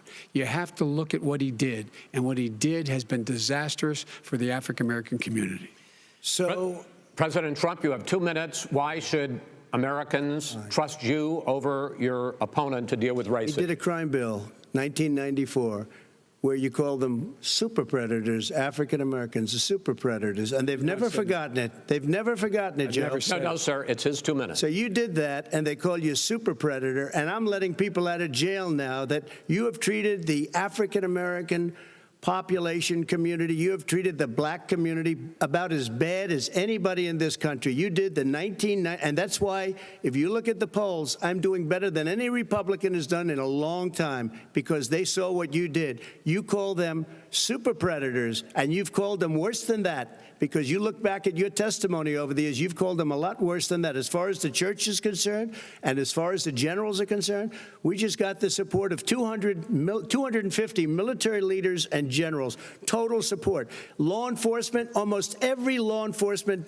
group in the United States. I have Florida, I have Texas, I have Ohio, I have Portland. The sheriff just came out today and he said, I support President Trump. I don't think you have any law enforcement. You can't even say the word law enforcement, because if you say those words, you're going to lose all of your radical left supporters. And why aren't you saying those words, Joe? Why don't you say the words law enforcement? Because you know what? If they called us in Portland, we would put out that fire in a half an hour, but they won't do it because they're run by radical left Democrats. If you look at Chicago, if you look at any place you want to look, Seattle, they heard we were coming in the following day and they put up their hands and we got back Seattle. Minneapolis, we got it back, Joe, because we believe in law and order, but you don't. The top 10 cities and just about the top 40 cities are run by Democrats and in many cases radical left, and they've got you wrapped around their finger, Joe, to a point where you don't want to say anything about law and order. And I'll tell you what, the people of this country want and demand law and order, and you're afraid to even say it. All right. I want to return to the question of race. Vice President Biden, after the grand jury in the Breonna Taylor case decided not to charge any of the police with homicide, you said it raises the question, quote, whether justice could be equally applied in America. Do you believe that there is a separate but unequal system of justice for blacks in this country? Yes, there is. There's systemic injustice in this country, in education and work and in law enforcement and the way in which it's enforced. But look, the vast majority of police officers are good, decent, honorable men and women. They risk their lives every day to take care of us. But there are some bad apples. And when they occur, when they find them, they have to be sorted out. They have to be held accountable. They have to be held accountable. And what I'm going to do as President of the United States is call together an entire group of people at the White House, well, everything from the civil rights groups to the police officers, to the police chiefs, and we're going to work this out. We're going to work this out so we change the way in which we have more transparency in when these things happen. These cops aren't happy to see what happened to George Floyd. These cops aren't happy to see what happened to Breonna Taylor. Most don't like it. But we have to have a system where people are held accountable. And by the way, violence in response is never appropriate. Never appropriate. Peaceful protest is. Violence is never appropriate. All right, what is peaceful protest? When they run through the middle of a town and burn down your stores and kill people all over the place, that and you is say not peaceful protest? President Trump, No, it's I'm not asking. But you say it is. President Trump, I'd like to continue with the issue of race. I promise we're going to get to the issue of law and order in a moment. Fine. This month, your administration directed federal agencies to end racial sensitivity training that addresses white privilege or critical race theory. Why did you decide to do that, to end racial sensitivity training? And do you believe that there is systemic racism in this country, sir? I ended it because it's racist. I ended it because a lot of people were complaining that they were asked to do things that were absolutely insane, that it was a radical revolution that was taking place in our military, in our schools, all over the place, and you know it, and so does everybody else. And he would know. What is radical about racial sensitivity training, sir? If you were a certain person, you had no status in life. It was sort of a reversal. And if you look at the people, we were paying people hundreds of thousands of dollars to teach very bad ideas and, frankly, very sick ideas. And really, they were teaching people to hate our country. And I'm not going to do that. I'm not going to allow that to happen. We have to go back to the core values of this country. They were teaching people that our country is a horrible place, it's a racist place, and they were teaching people to hate our country. And I'm not going to allow that to happen. Vice President Biden? Nobody's doing that. He's the racist. You just don't know. Here's the deal. I know a lot more about this than he does. Let him finish. The fact is that there is racial insensitivity. People have to be made aware of what other people feel like, what insults them, what is demeaning to them. It's important that people know they don't want to. Many people don't want to hurt other people's feelings, but it makes a big difference. It makes a gigantic difference in the way a child is able to grow up and have a sense of self-esteem. It's a little bit like how this guy and his friends look down on so many people. They look down their nose on people like Irish Catholics like me and grew up in Scranton. They look down on people who don't have money. They look down on people who are of a different faith. They look down on people who are a different color. In fact, we're all Americans. The only way we're going to bring this country together is bring everybody together. There's nothing we cannot do if we do it together. We can take this on and we can defeat racism in America. President Trump, sir. During the Obama-Biden administration, there was tremendous division. There was hatred. You look at Ferguson, you go to many places. Look at Oakland. Look what happened in Oakland. Look what happened in Baltimore. Look what happened. Frankly, it was more violent than what I'm even seeing now. Oh, my but Lord. The reason is that ridiculous. The Democrats that run these cities don't want to talk like you about law and order. Violent and you crime, still haven't mentioned. Are you in favor of law and order? I'm in favor of law. You follow it. Are you in favor of law and order? Go yes, ahead. You asked a question. Let him finish. Law and order. Let him answer. Law and order with justice, where people get treated fairly. Okay. And the fact of the matter is, violent crime went down 17%, 15% in our administration. All right. It's gone up on his watch. Went down much more in ours. All right, we're down. Mr. President, you're going to. Mr. President, every record in the book. Mr. President, you're going to be very happy because we're now going to talk about law and order. Places we had trouble were Democratic-run cities. That's exactly my question. There has been a dramatic increase in homicides in America this summer particularly, and you often blame that on Democratic mayors and Democratic governors, but in fact there have been equivalent spikes in Republican-led cities like Tulsa and Fort Worth. So the question is this really a party issue? I think it's a party issue. You can bring in a couple of examples, but if you look at Chicago, what's going on in Chicago, where 53 people were shot and 8 died shot. If you look at New York, where it's going up like nobody's ever seen anything, the numbers are going up 100, 150, 200% crime. It is crazy what's going on. And he doesn't want to say law and order because he can't, because he'll lose his radical left supporters. And once he does that, it's over with. But if he ever got to run this country and they ran it the way he would want to run it, we would have our suburbs would be gone. By the way, our suburbs would be gone, and you would see problems like you've never seen. He wouldn't know a suburb unless he took a wrong turn. Oh, I know suburbs. He would not. So much Go ahead. Wait a minute. I was raised in the suburbs. This is not 1950. All these dog whistles on racism don't work anymore. Suburbs are by and large integrated. There's many people today driving their kids to soccer practice and or to black and white and Hispanic in the same car as there have been any time in the past. What really is a threat to the suburbs and their safety is his failure to deal with COVID. They're dying in the suburbs. His failure to deal with the environment. They're being flooded. They're being burned out because his refusal to do anything. That's why the suburbs are in trouble. I do want to talk about this issue of law and order, though. And in the joint recommendation that came from the Biden-Bernie Sanders task force, you talked about, quote, reimagining policing. Yeah. First of all, what does reimagining policing mean, and do you support? It means. Let me, if I might finish the question. What does reimagining policing mean, and do you support the Black Lives Matter call for community control of policing? Look, what I support is the police having the opportunity to deal with the problems they face. And I'm totally opposed to defunding the police offices. As a matter of fact, local police, the only one defunding in his budget calls for a $400 million cut in local law enforcement assistance. They need more assistance. They need, when they show up for a 9/11 call, to have someone with them as a psychologist or psychiatrist to keep them from having to use force and be able to talk people down. We have to have community policing like we had before, where the officers get to know the people in the communities. That's when crime went down. It didn't go up, it went down. And so we have to be engaged. That's not what they're talking about, Chris. That's not what they're talking about. He's talking about defunding the police. That is not true. He doesn't have any law support. He has no law enforcement support. That's not true. Almost nothing. Look. Oh, really? Who do you have? Name one group that supports you. Name one group that came out and supported you. Go ahead. Think. We have time. We don't have time to do anything. Think about it.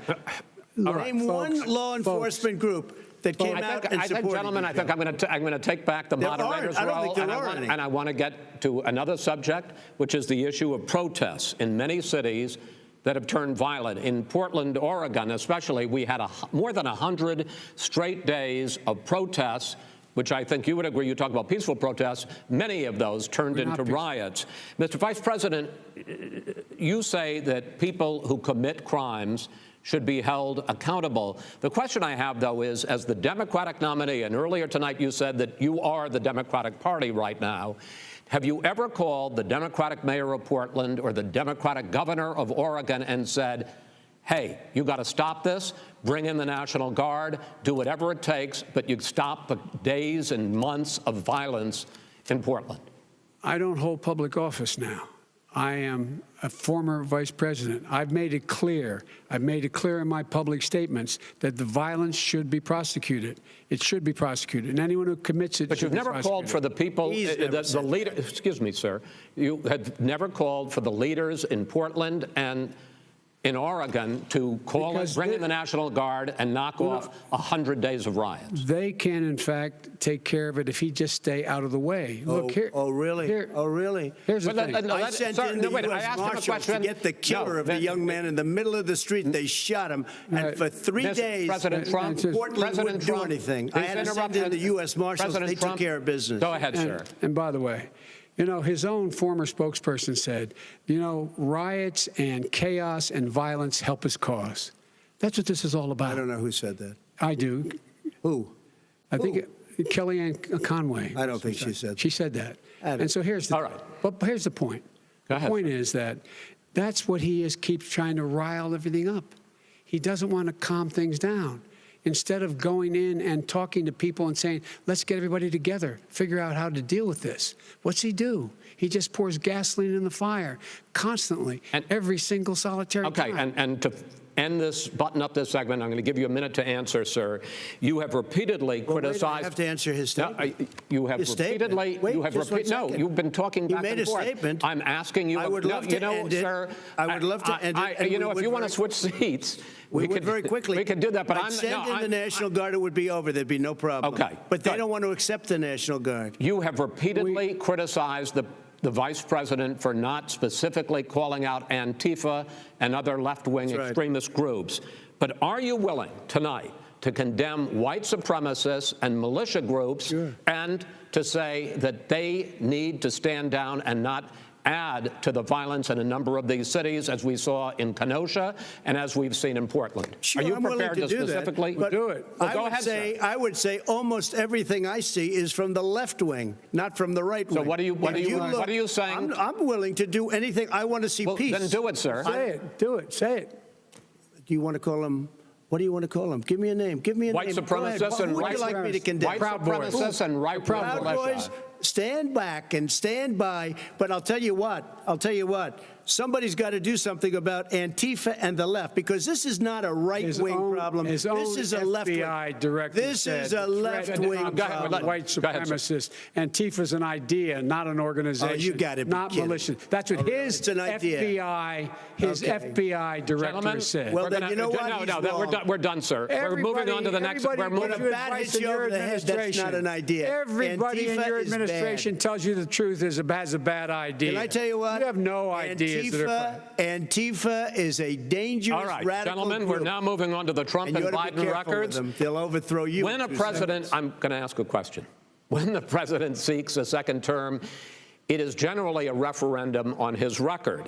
But Vice President Biden, you like to quote one of your dad's sayings, which is, don't compare me to the almighty, compare me to the alternative. And in this case, sir, you are the alternative. Looking at both of your records, I'm going to ask each of you, why should voters elect you president over your opponent? In this segment, President Trump, you go first, 2 minutes. Because there has never been an administration or president who has done more than I've done in a period of 3.5 years. And that's despite the impeachment hoax. And you saw what happened today with Hillary Clinton, where it was a whole big con job. But despite going through all of these things, where I had to fight both flanks and behind me and above, there has never been an administration that's done what I've done. The greatest, before COVID came in, the greatest economy in history, lowest unemployment numbers. Everything was good. Everything was going. And by the way, there was unity going to happen. People were calling me for the first time in years. They were calling and they were saying, it's time maybe. And then what happened? We got hit, but now we're building it back up again. A rebuilding of the military, including Space Force and all of the other things. A fixing of the VA, which was a mess under him. 308,000 people died because they didn't have proper health care. It was a mess. And we now got a 91% approval rating at the VA, our vets. We take care of our vets. But we've rebuilt our military. The job that we've done, and I'll tell you something, some people say maybe the most important. By the end of the first term, I'll have approximately 300 federal judges and Court of Appeals judges, 300, and hopefully 3 great Supreme Court justices. That is a record, the likes of which very few people, and you know one of the reasons I'll have so many judges? Because President Obama and him left me 128 judges to fill. When you leave office, you don't leave any judges. That's like, you just don't do that. They left 128 openings, and if I were a member of his party, because they have a little different philosophy, I'd say if you left us 128 openings, you can't be a good president, you can't be a good vice president. But I want to thank you, because it gives us almost, it'll probably be above that number by the end of this term. 300 judges. It's a record. Looking at both your records, why should voters elect you president as opposed to President Trump? You have 2 minutes uninterrupted. Under this president, we become weaker, sicker, poorer, more divided, and more violent. When I was vice president, we inherited a recession. I was asked to fix it. I did. We left him a booming economy, and he caused a recession. With regard to being weaker, the fact is that I've gone head-to-head with Putin and made it clear to him we're not going to take any of his stuff. He's Putin's puppy. He still refuses to even say anything to Putin about the bounty on the heads of American soldiers. Your son got $3.5 million. And by the way, my son... Wait a minute. Mr. President, your campaign agreed to both sides would get 2-minute answers uninterrupted. Well, your side agreed to it, and why don't you observe what your campaign agreed to as a ground rule, okay, sir? He never keeps his word. Can you add back No, I'm not asking. That was a rhetorical question. Can you Go add ahead, back sir. 30 seconds? Yeah, yes, okay. you may have. All right. Go ahead. So, thirdly, we're poor. The billionaires have gotten much more wealthy by a tune of over $300 to $400 billion more just since COVID. You in the home, you got less. You're in more trouble than you were before. In terms of being more violent, when we were in office, there were 15% less violence in America than there is today. He's president of the United States. It's on his watch.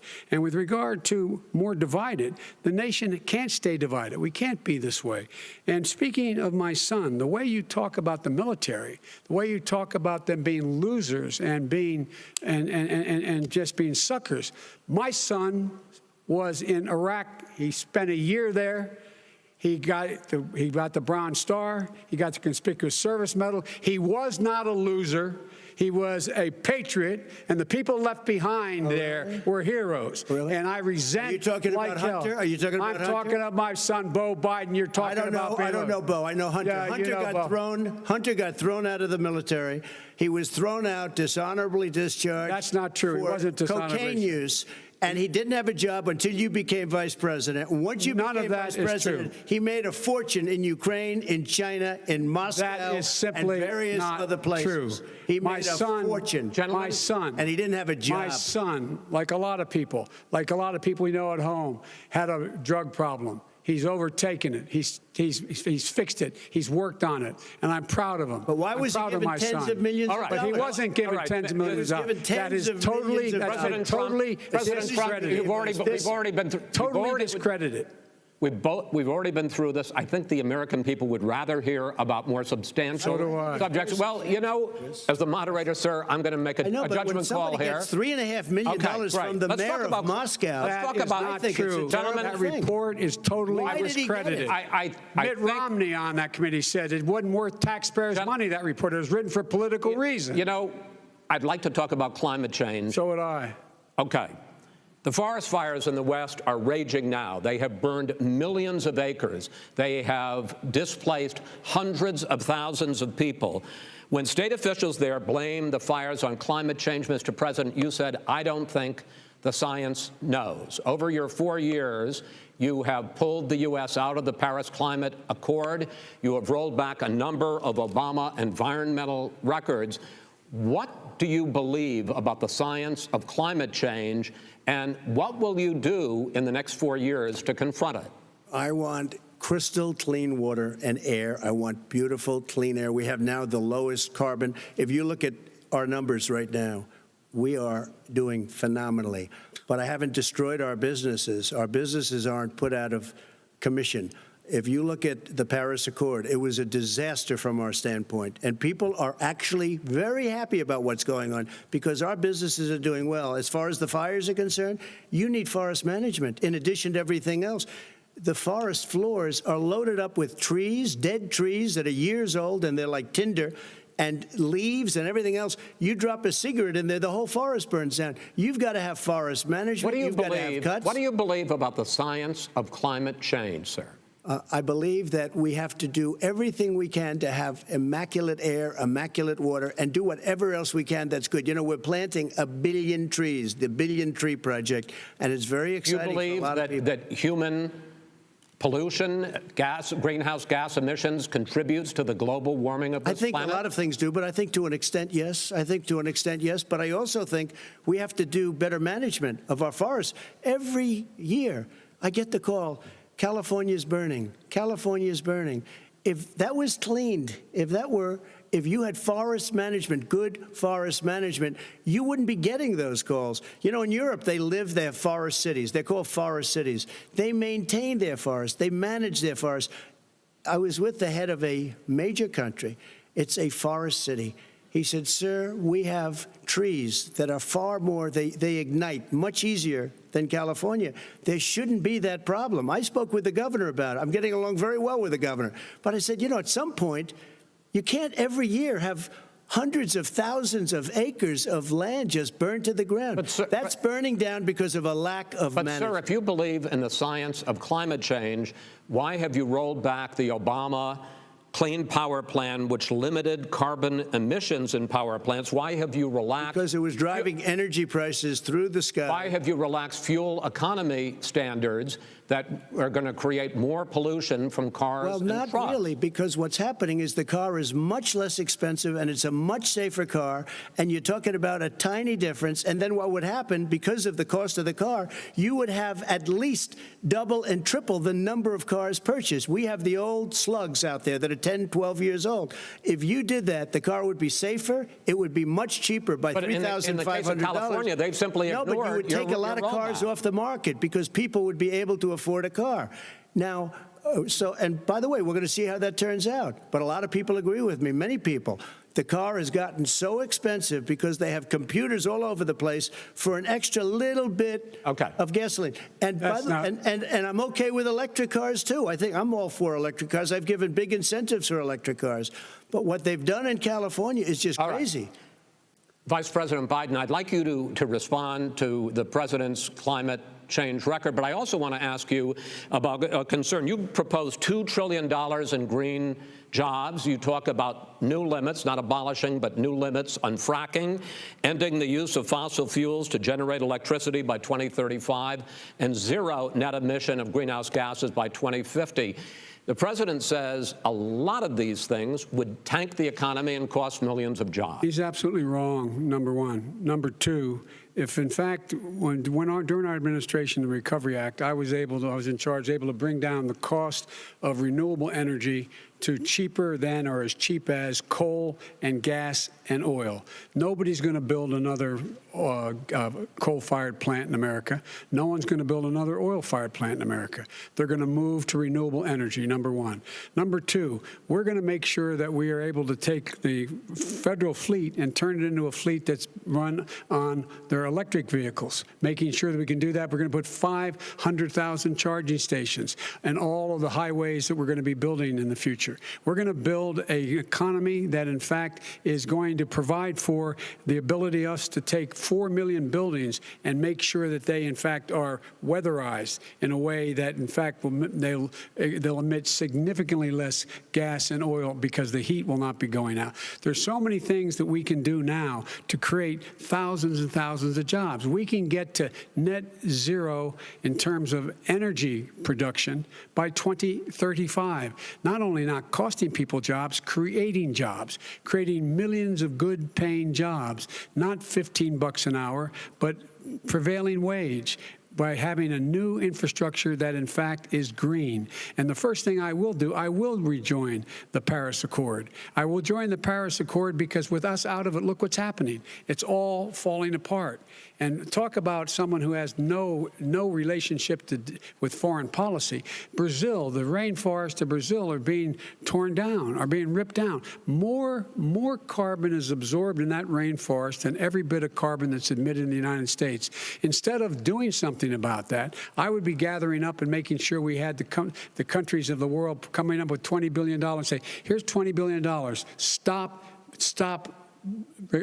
tearing down the forest. And if you don't, then you're going to have significant economic consequences. What about the argument that President Trump basically says that you have to balance environmental interests and economic interests, and he's drawn his line?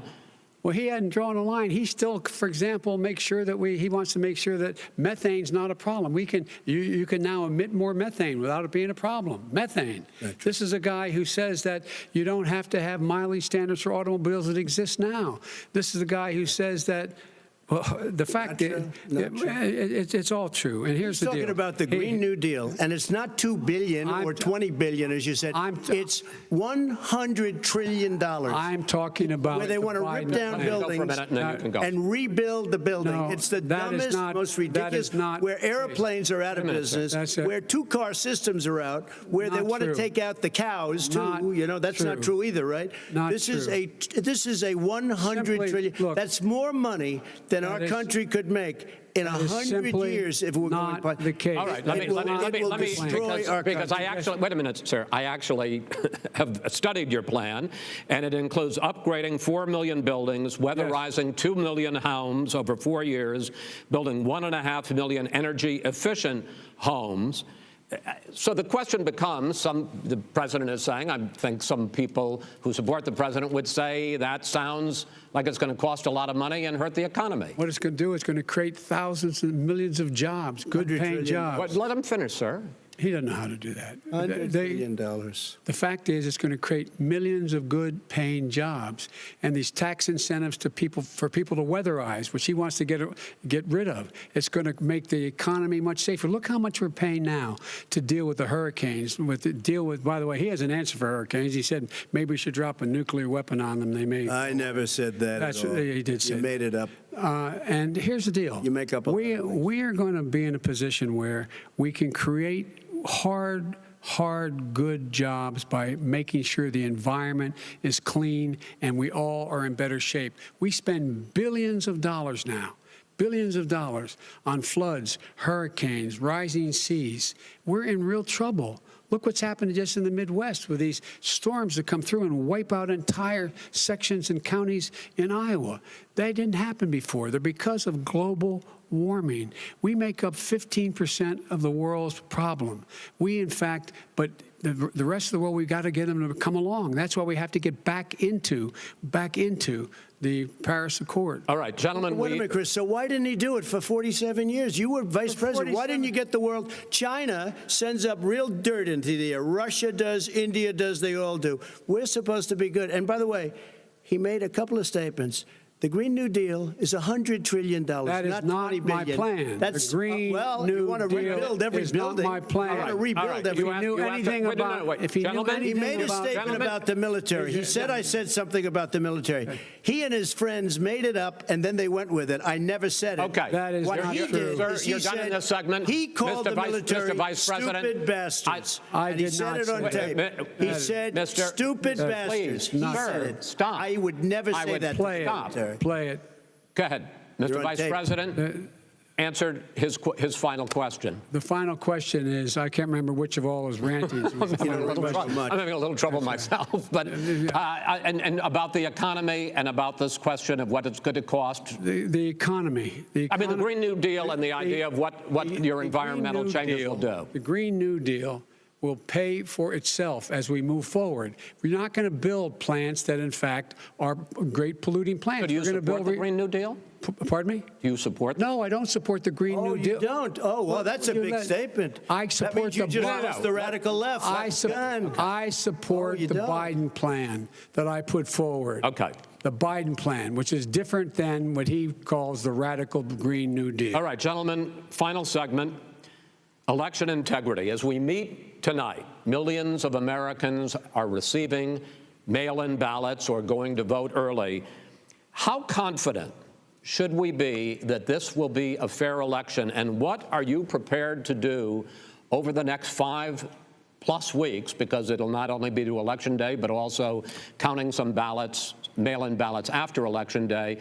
What are you prepared to do to reassure the American people that the next president will be the legitimate winner of this election? In this final segment, Mr. Vice President, you go first. Prepared to let people vote. They should go to iwillvote.com, decide how they're going to vote, when they're going to vote, and what means by which they're going to vote.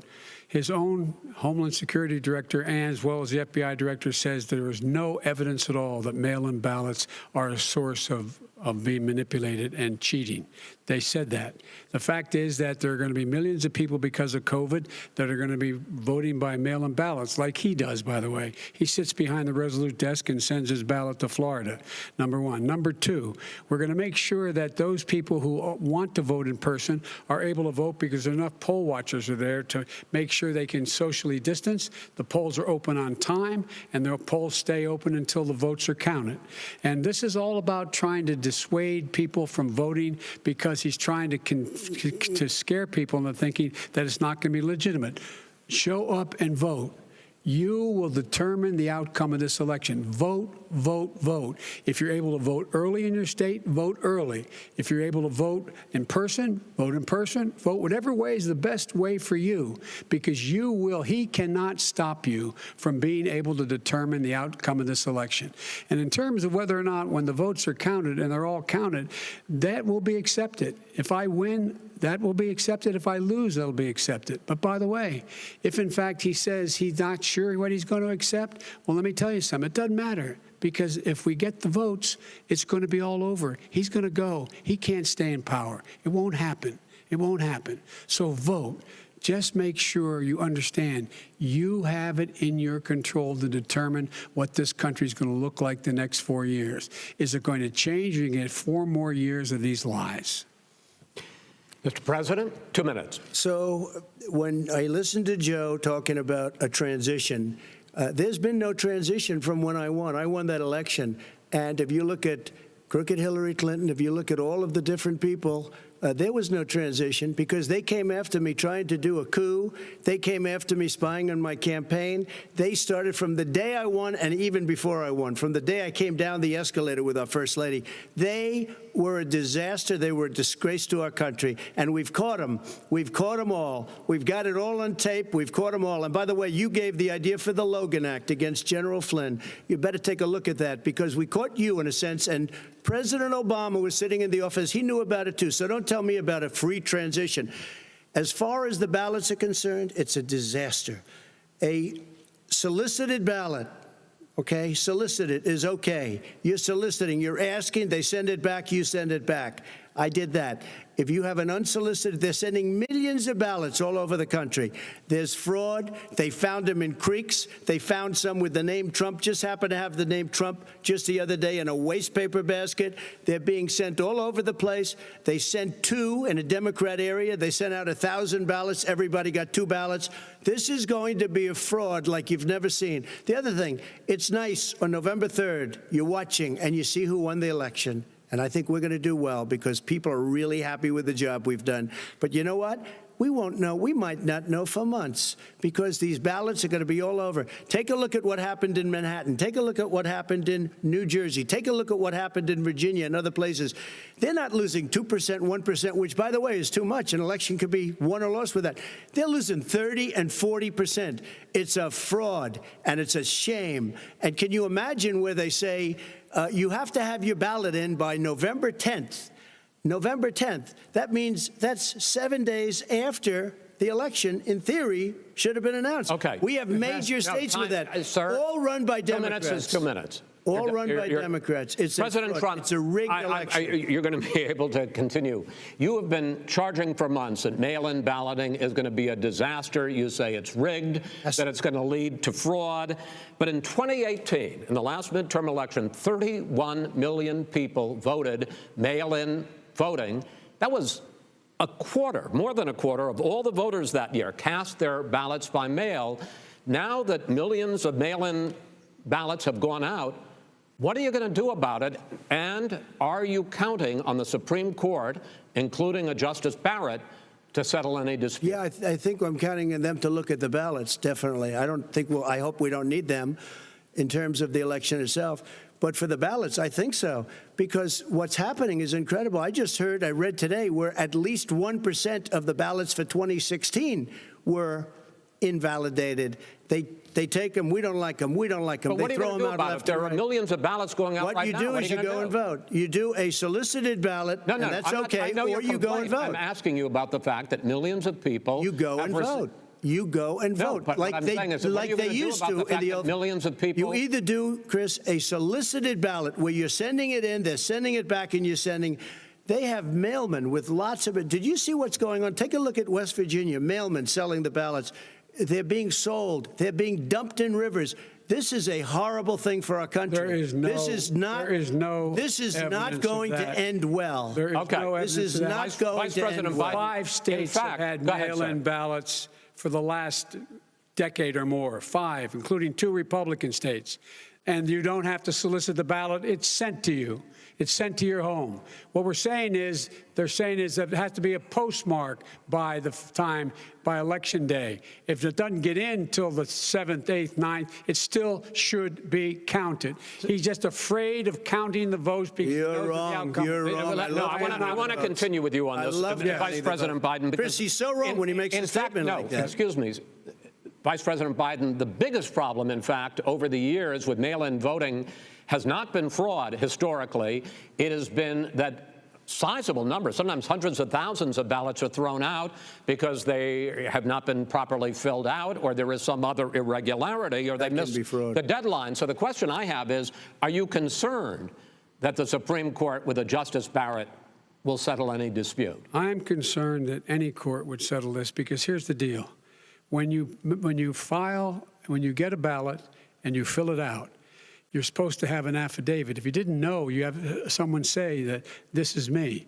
You should be able to, if in fact you can verify that's you before the ballot is thrown out, that's sufficient to be able to count the ballot because someone made a mistake and not dotting the correct I. Who they voted for, testify, say who they voted for, say it's you. That is totally legitimate.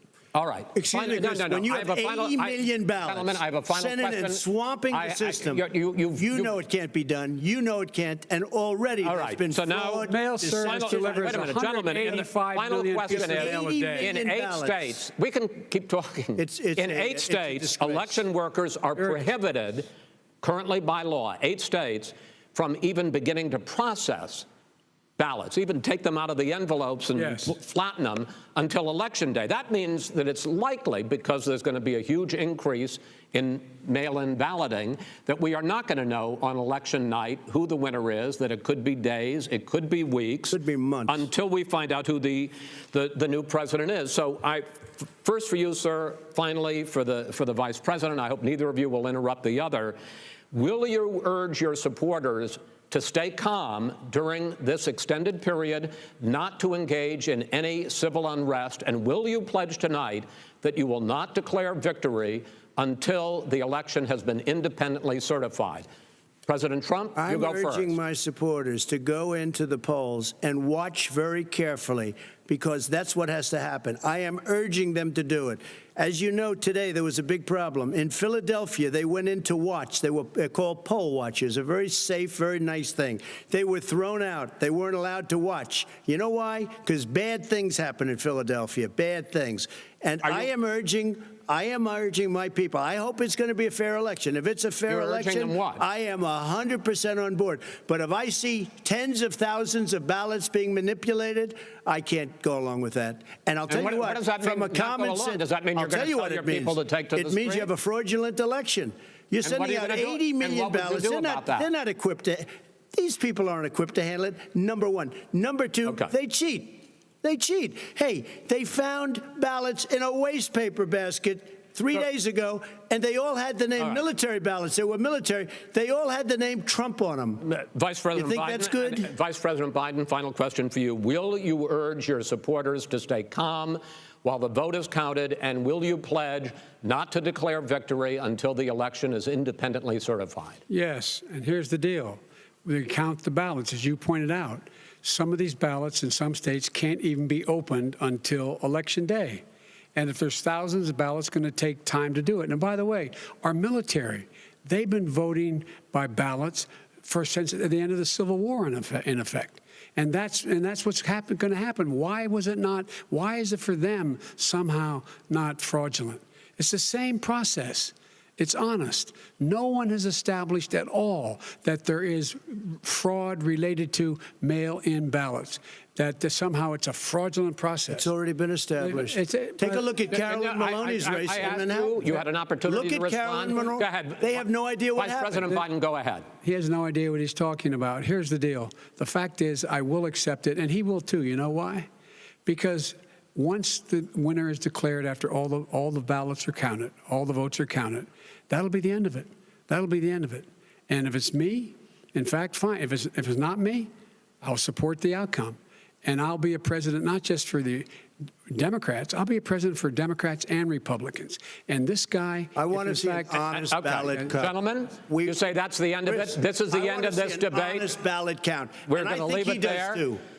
To be continued as in more debates as we go on. President Trump, Vice President Biden, it's been an interesting hour and a half. I want to thank you both for participating in the first of 3 debates that you have agreed to engage in. We want to thank Case Western Reserve University and the Cleveland Clinic for hosting this event. The next debate, sponsored by the Commission on Presidential Debates, will be 1 week from tomorrow, October 7th, at the University of Utah in Salt Lake City. The 2 vice presidential nominees, Vice President Mike Pence and Senator Kamala Harris, will debate at 9 p.m. Eastern that night. We hope you watch. Until then, thank you and good night.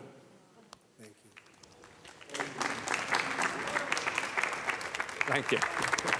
And thus, the first presidential debate of 2020 concludes a night of chaos and interruption, where bullying, where the former Vice President of the United States said of the president, "You are the worst president America has ever had." Biden appeared to become prepared for the night. Trump seemed perturbed. And so Trump's strategy tonight was to interrupt, to try and steamroll not only his opponent, but also the moderator, who was unable to keep control of the 2 candidates. I think one of the questions we're all asking tonight is, can we really have 2 more of these debates with the type of behavior that was displayed tonight? John? You know what I was thinking, Nora? I was thinking that they all probably want to drink after this, but all for very different reasons. I found it at times painful to watch and very difficult to watch. You know, we have the President of the United States engaging in some of the language, and it wasn't that it was swearing or cursing. It was just, I'm looking for the decorum and decency that you expect at this particular level. And it was very hard to get it tonight. And we should remember what the stakes are. They've never been higher while a debate's going on. We have 200,000 dead from COVID. We have an economy that is cratering. And we have significant ongoing racial unrest over the injustices in the American system. And when the stakes were that high, the debate couldn't have been lower. And it was not an equal opportunity experience. The President of the United States, who has a duty and stewardship role in caring for those 3 things, was by far responsible for a greater share of the jaggedness of tonight at a time when America does not need jagged. America is experiencing jagged. And they are looking to these 2 gentlemen to take the country over in the midst of this period of jaggedness. And the president came, it seemed, with just a sawtooth. We are going to have a poll tonight about who won. We are going to fact check tonight. We are going to have more analysis. We're going to talk to Kamala Harris. So there's still a lot ahead in this hour. I want to bring in now CBS's Major Garrett, who is fact checking some of the claims tonight. Major? Not all the claims, Nora. And if the audience would ask itself, was crosstalk on stage tonight? Yes, we would rate that as true. Now, to some of the contentions made during the debate. Our first fact check is, this came early in the debate. Former Vice President Biden said that 100 million Americans have pre-existing conditions. We rate that as partially true, and here's why.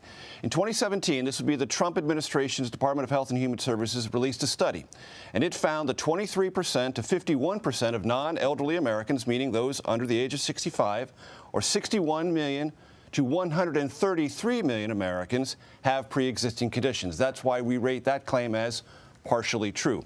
Also, during the debate, when it was focused on COVID-19, the president said younger people aren't vulnerable about this, meaning vulnerable in exposure to COVID-19. The American Academy of Pediatrics has said, yes, in fact, incidence rate is low, hospitalizations and death are low, but there is still incident rates. Transmissibility has been confirmed, and so we rate that as misleading, that the president contending that children simply aren't vulnerable to the virus, misleading. The third one we have, Nora and team, is the president asserted that During the Obama-Biden administration, it presided over the slowest economic recovery since 1929. We rate that as false.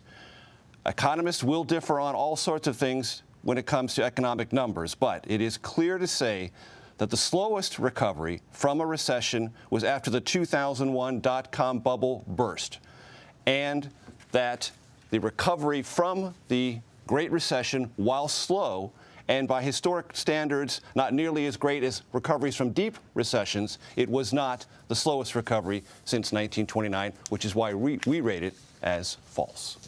Major, I have to just also, after all that fact-checking, though, get your take on what just happened tonight.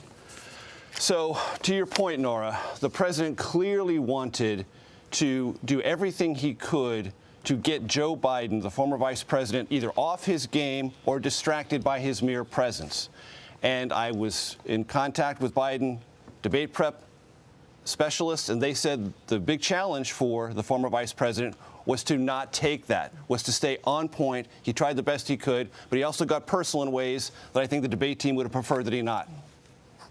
All right, Major Garrett, thank you. We are joined now by the president's son, Donald Trump Jr., from the debate hall. And Don, thank you so much for joining us.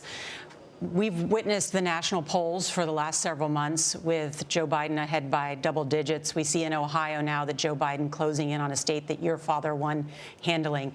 Was that part of the nervousness that you think happened with the president tonight? Is that why he kept interrupting Joe Biden and also trying to steamroll the moderator? No, I think it's because Donald Trump is a fighter. He's been fighting for the American people. He's taken heat and hits. I mean, I know personally, right? I mean, you know well that I did 30 hours of testimony for doing a fraction of what, let's say, Hunter Biden did. Now there's an actual link to Russia. There's an actual link to Vladimir Putin to the tune of $3.5 million to the Biden family. And I think when my father looks at what... Talking about that? Why not talk about the policies for the American people? People are hurting because of coronavirus, because their kids are not in school. Because we have to talk about Why not talk about the plan for that? No, but I mean, how to help people. No, we do, because why would it happen to one side, but it's totally ignored by the other? So I think you have to put that into perspective. Donald Trump, you talk about racism tonight. That was a big topic. Donald Trump did prison reform. Donald Trump created opportunity zones. Donald Trump did the First Step Back. Why didn't Joe Biden do it? I mean, he cares about it so much. He didn't do anything about it for 47 years. I mean, I would have thought that if he really cared about the issue, that as the vice president to the first African-American president, he would have done it. But he won't, because he wants to pander, and he has to. And that's the reality. So when I look at my father, if he takes that stance, it's because he hasn't been treated fairly in these things. If you look at the differences on similar issues, the way it's handled, Joe Biden can get away with murder because the mainstream media has decided, media has decided to be the marketing arm of the DNC. Don, here's a subject a lot of people care about: black and white hate groups. Proud Boys is considered a hate group. Your father told them tonight this: stand down and stand by. He didn't just condemn white supremacist groups. And what does he mean by stand by? What is that? I don't know what stand by. He said to stand down. He said he's more than happy to condemn them. I know he'd condemn that. And I don't know if that was a misspeak, but he was talking about having them stand down. He's more than happy to condemn that. Joe Biden is continually able to talk about the Charlottesville hoax, take a fragment of a quote, the media will run with it as though it's the gospel, and pretend that it's true. And anyone who's reasonable, anyone who watches the entire thing, understands that not only did he disclaim before that, were you proud of your dad's performance tonight, Don Jr.? I'm always proud of his performance. I think he's fighting hard for the American people. It's why he's gotten peace deals done in the Middle East. The holy grail of geopolitical politics. Everyone talks about it. No one's actually done it for Trump. It's why he's been able to pull us out of these endless wars, because he doesn't just get steamrolled by everyone who wants to take advantage of him. That's why Joe Biden has a 47-year record in D.C. where you can't name an accomplishment of his. You can't. And that's a problem. If Joe Biden could have fixed anything, Gail, by now, he would have done it. He would have done it. You don't wait 50 years to start. But again, when you have a mainstream media that will be your boosters and your natural, it's not easy to compete. We're going to talk about policies that affect Americans. And Don Trump Jr., thank you so much for joining us. We're going to have a poll coming up. Please stay with us if you want to see who American people think won this debate. And also, in the interest of fairness, the Republican side provided Don Trump Jr. The Democratic side provided the Democratic vice presidential candidate Kamala Harris. We'll speak with her right after the break.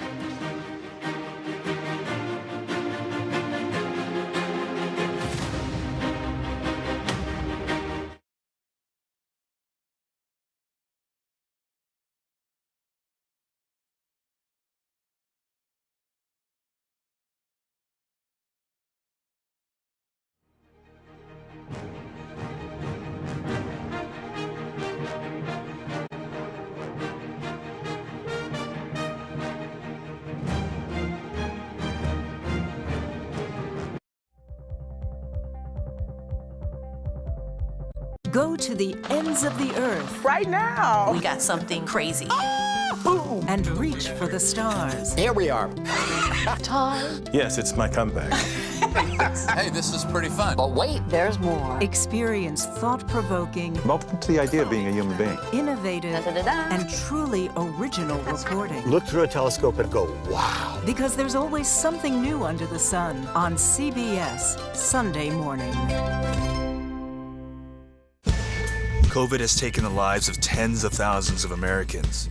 Rural areas like this here on Navajo Nation are especially hit hard. 15 to 30% of our Navajo citizens don't have running water. In any indigenous reservation, there is a shortage of physicians.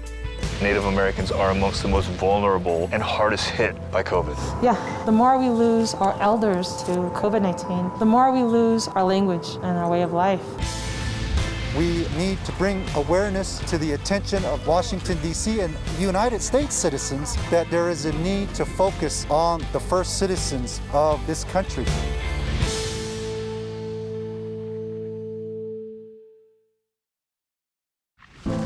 In 60 years, we went from about 100,000 factory workers to probably about 7,000. Off in the distance, you can see some factories that are still humming, but most of them are just kind of abandoned. The restaurant industry right now is one of the largest and fastest growing industries in America. And yet it continues to be the absolute lowest paying employer in the United States. Barely anybody's making enough to live. You were donating plasma to get by. It's literally a slave wage. I don't remember growing up like this. My mom didn't have to go to food banks. It's pretty sad.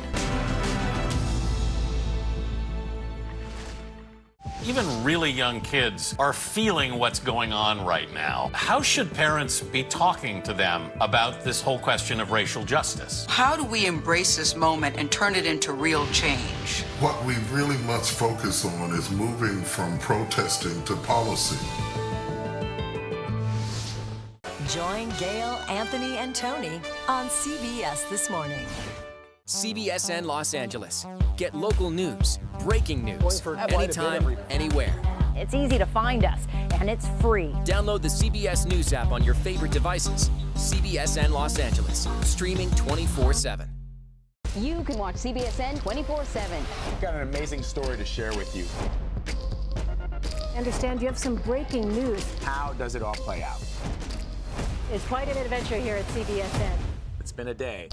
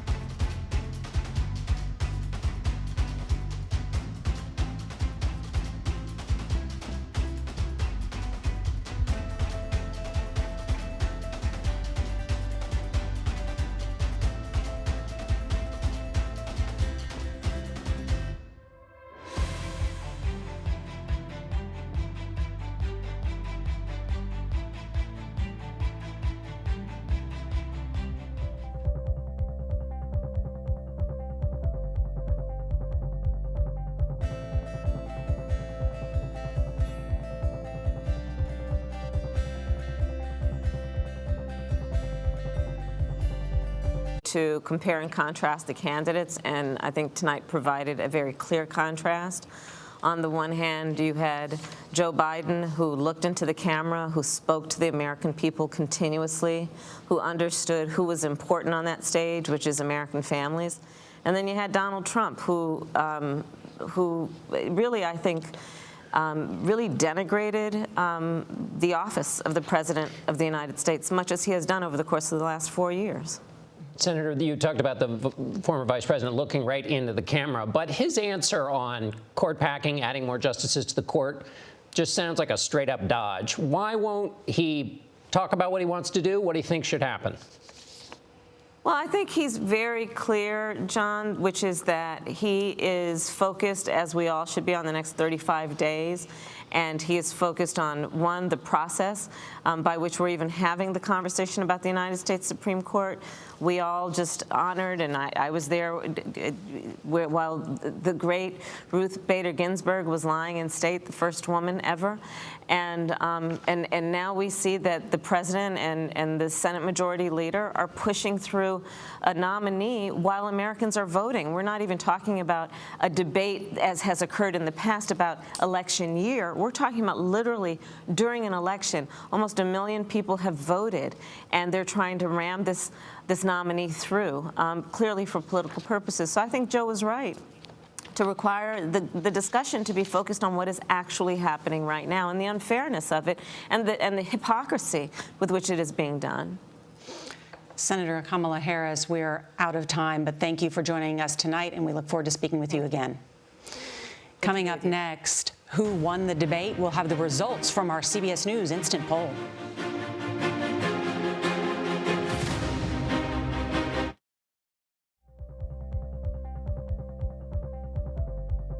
The biggest names in politics. Whoa, that's news. Do you think that the president has the authority to send in active duty troops? Face the questions you want answered. Did the CDC let the American people down? Tell me about the decision. When was it made? Who made it? What is the next area that you are concerned about? What does that mean for the risk of reinfection here in the United States? You bring up a very good point, Margaret. Margaret, that's a great question. Face the Nation with Margaret Brennan on CBS. Go to the ends of the earth. Right now. We got something crazy. Boom. And reach for the stars. Here we are.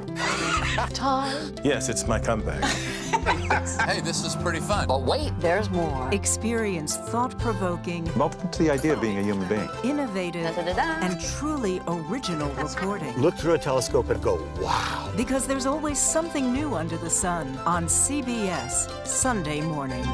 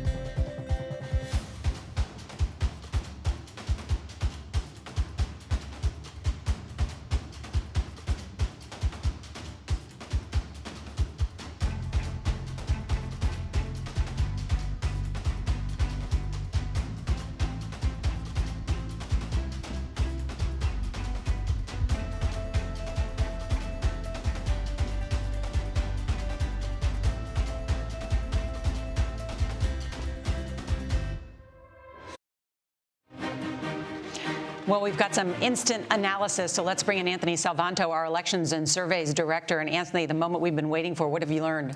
Hey, Nora, instant poll of viewers across the country. Look at this big number. The tone of the debate, 83% thought it was negative. As for who won, we asked that, and it looks like the vote coming in, 48-41 in favor of Joe Biden. That's because most people came in having already made up their minds. But look at this, Nora. How did the debate make you feel? 69% annoyed, way outpacing the 17% who said it made them feel informed. Nora?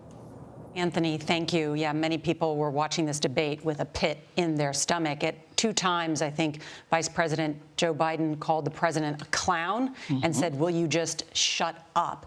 Did this really, I asked this question, serve the voter in terms of a real policy discussion about the issues? And who did it ultimately benefit? I don't know. I mean, no, I don't think it served the voters in the sense that it was, you know, the president was constantly interrupting, and then it got into this bicker fest. The 17% who said they felt informed are very optimistic, because I'm surprised the number's that high. Part of the job of the president is to explain complicated things that are happening and why Americans should follow them and why there is hope for the future. And We didn't get that. But Gail, did Biden come more prepared in some ways? I mean, he said this is not about my family or his family. It's about your family to the American people. I thought when he talked into the camera, he was very effective. He did try to keep things on track. He did try to say exactly what he wanted to say. And I thought he made a connection with the American people. I thought that was important to do tonight. And I think your point earlier, which was to the extent there's a long fight about health care, that benefits Joe Biden. All right, our coverage of the presidential debate will continue on our 24-hour streaming network, CBSN, and there will be more on your local news on this CBS station and tomorrow on CBS This Morning. For Gail King and John Dickerson, I'm Norah O'Donnell, CBS News, Washington.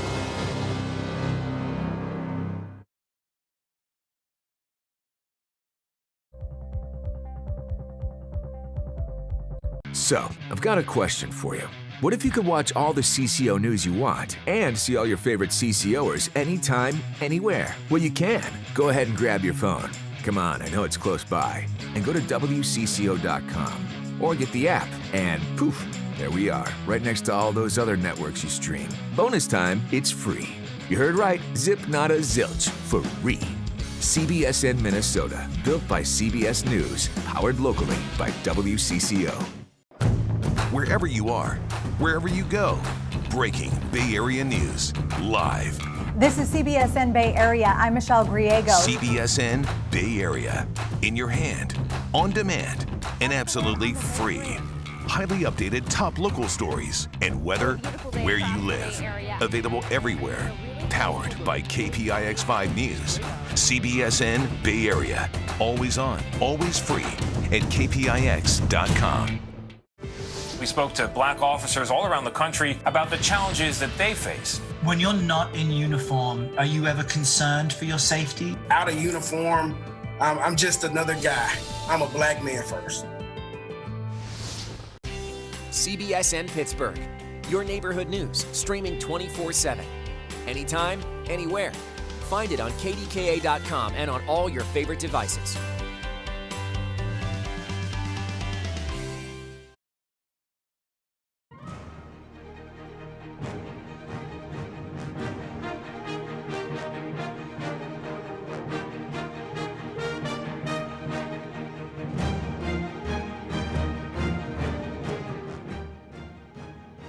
Hi, everyone. I'm Elaine Quijano. Thanks for joining us for our special coverage of the first 2020 presidential debate.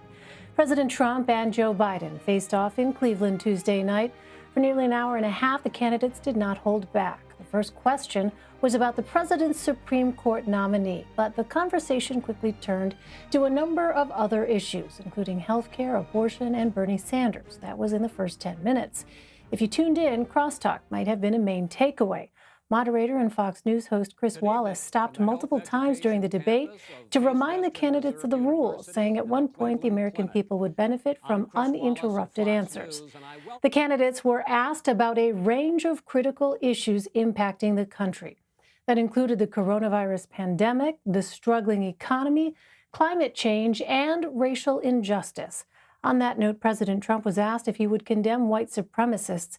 Instead, he directly addressed the far-right group, the Proud Boys, telling them to, quote, stand back and stand by. That and other moments are sure to make headlines. Here's some of what you may have missed.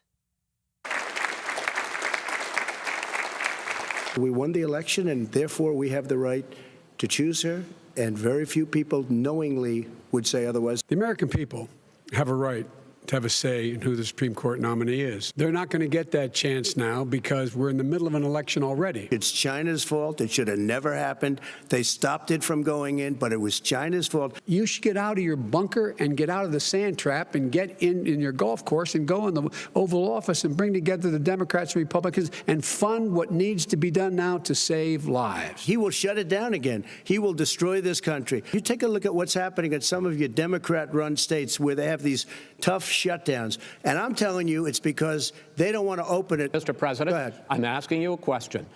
Will you tell us how much you paid in federal income taxes in 2016 and 2017? Millions of dollars. You paid millions of dollars? Millions of dollars, So yes. not 750? Millions of dollars, and you'll get to see it. And you'll get to see it. He talks about these great trade deals. You know, he talks about the art of the deal. China's perfected the art of the steal. China ate your lunch, Joe, and no wonder your son goes in and he takes out He takes out billions of dollars. None of that is true. Oh, really? Totally, Mr. President, totally, Mr. President, please. totally discredited. Stop. True. You're going to have true. Gentlemen. I hate to raise my voice. Remember what those people look like coming out of the fields carrying torches, their veins bulging, just spewing anti-Semitic bile. And they asked the president what he thought. He said there were very fine people on both sides.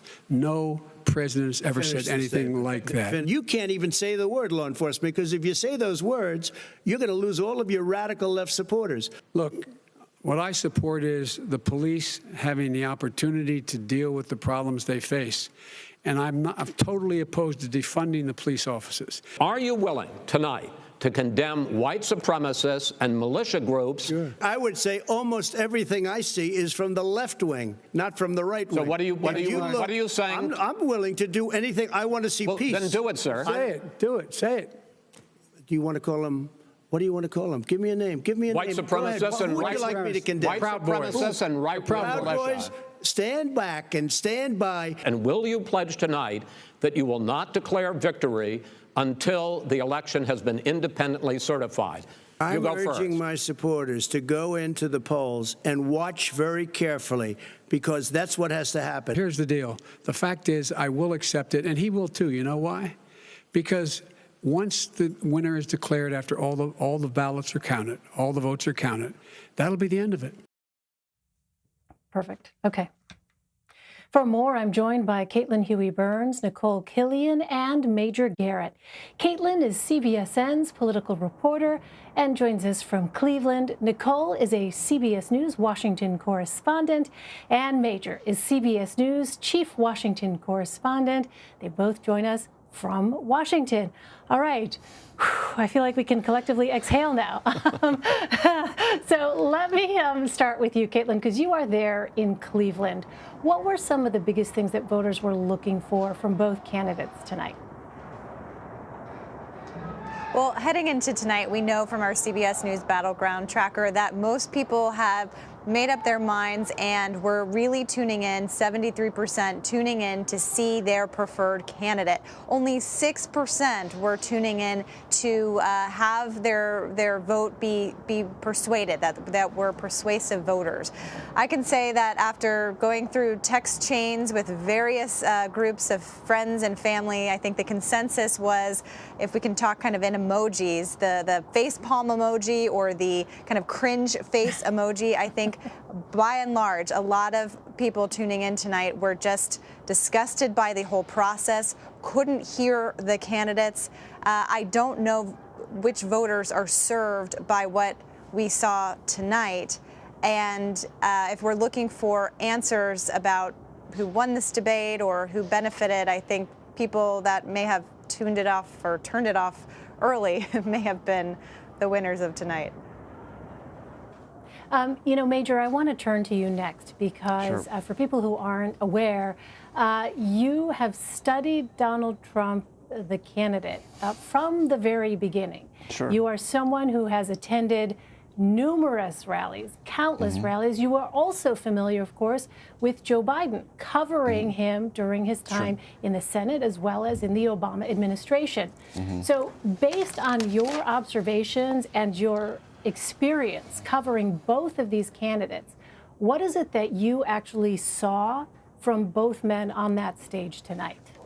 So for the president, he did not do a lot of formal debate prep in the sense of preparing for issues and then having rejoinders. What he did prepare for was to try to force former Vice President Joe Biden to answer questions that former Vice President Biden would prefer not to answer. Wedge him in on issues like, do you support the police? Who is backing you among police? What would you do about the composition of the Supreme Court or the future of the filibuster? Though Chris Wallace asked that question, President Trump wanted to try to force Joe Biden to deal with that. And also, secondarily, constantly try to knock former Vice President Biden off his game by interjecting repeatedly. That's not necessarily a way to make points, but it's a way to try to knock your opponent off of his game. What I saw from Vice President Biden is something that is familiar in the inner circle of people who've worked for Joe Biden for 3 decades or more. And if you allow me, Elaine, let me tell you a quick story about his Senate race in 1990, because it matters in this context. It wasn't a close race, but it initially looked like it might be. Jane Brady was a Republican running against Joe Biden. She later became Attorney General in Delaware and sits on the bench there after that successful run as Attorney General. She was a newcomer, and the Biden campaign was somewhat afraid of debating her, thinking she might get some traction. Remember, 1990 is after Joe Biden ran for the Democratic nomination in 1988, had the whole Neil Kinnock plagiarism scandal. So there were things to pick at, and they were afraid of that. So the preparation for that debate was, don't deal with her. There was a Libertarian candidate, Leo Rosenbaum. So during that debate, what did Joe Biden do? He talked only to that Libertarian candidate and the moderator.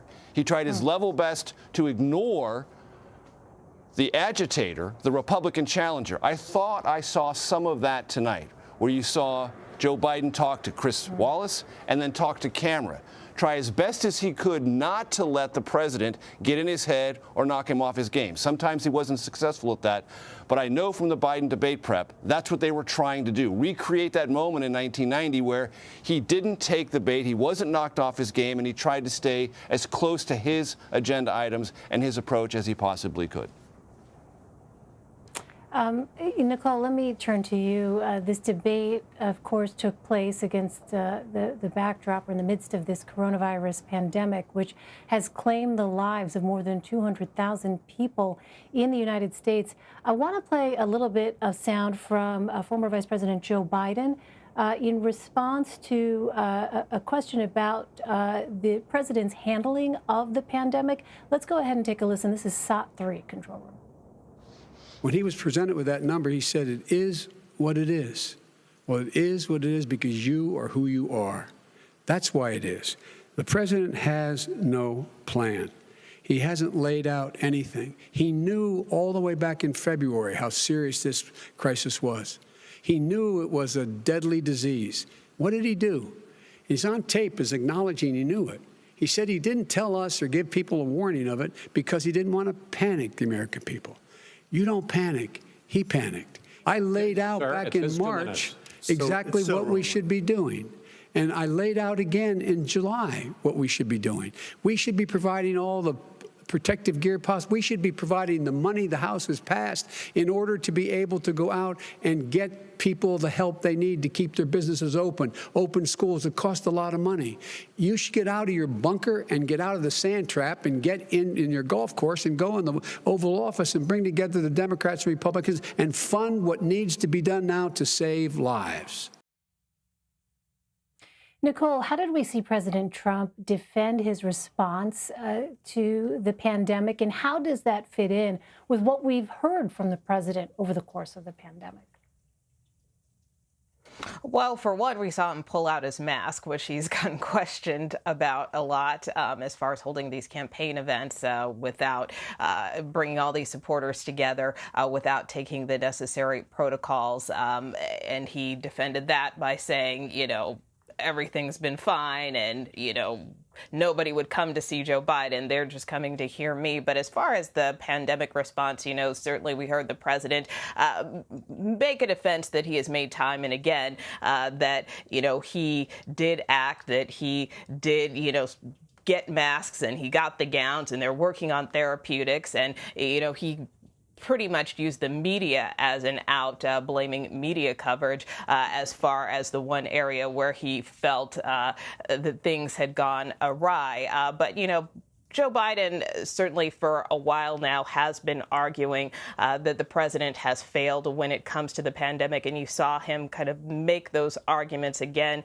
in that soundbite. I thought probably one of the most effective parts was when he talked about, how many times have you seen an empty chair in your household because you've lost someone to COVID, really trying to put it in real terms that this disease is real and that he feels the president is not taking it seriously. So from that standpoint, to Major's point, as far as that debate prep, you kind of saw some of that coming into play as far as his response and kind of having those lines ready to go.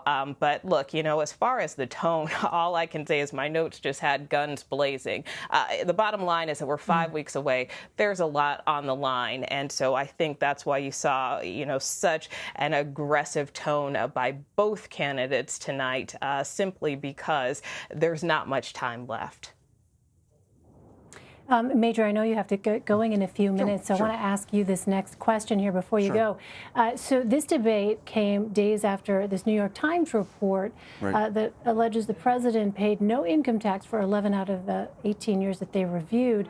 How did we see, well, let's go ahead, control room, first of all, play SOT 8 if we have that ready here, because this was a point in the debate where the president was asked directly about how much he has paid in federal income taxes. Let's go ahead and listen to that.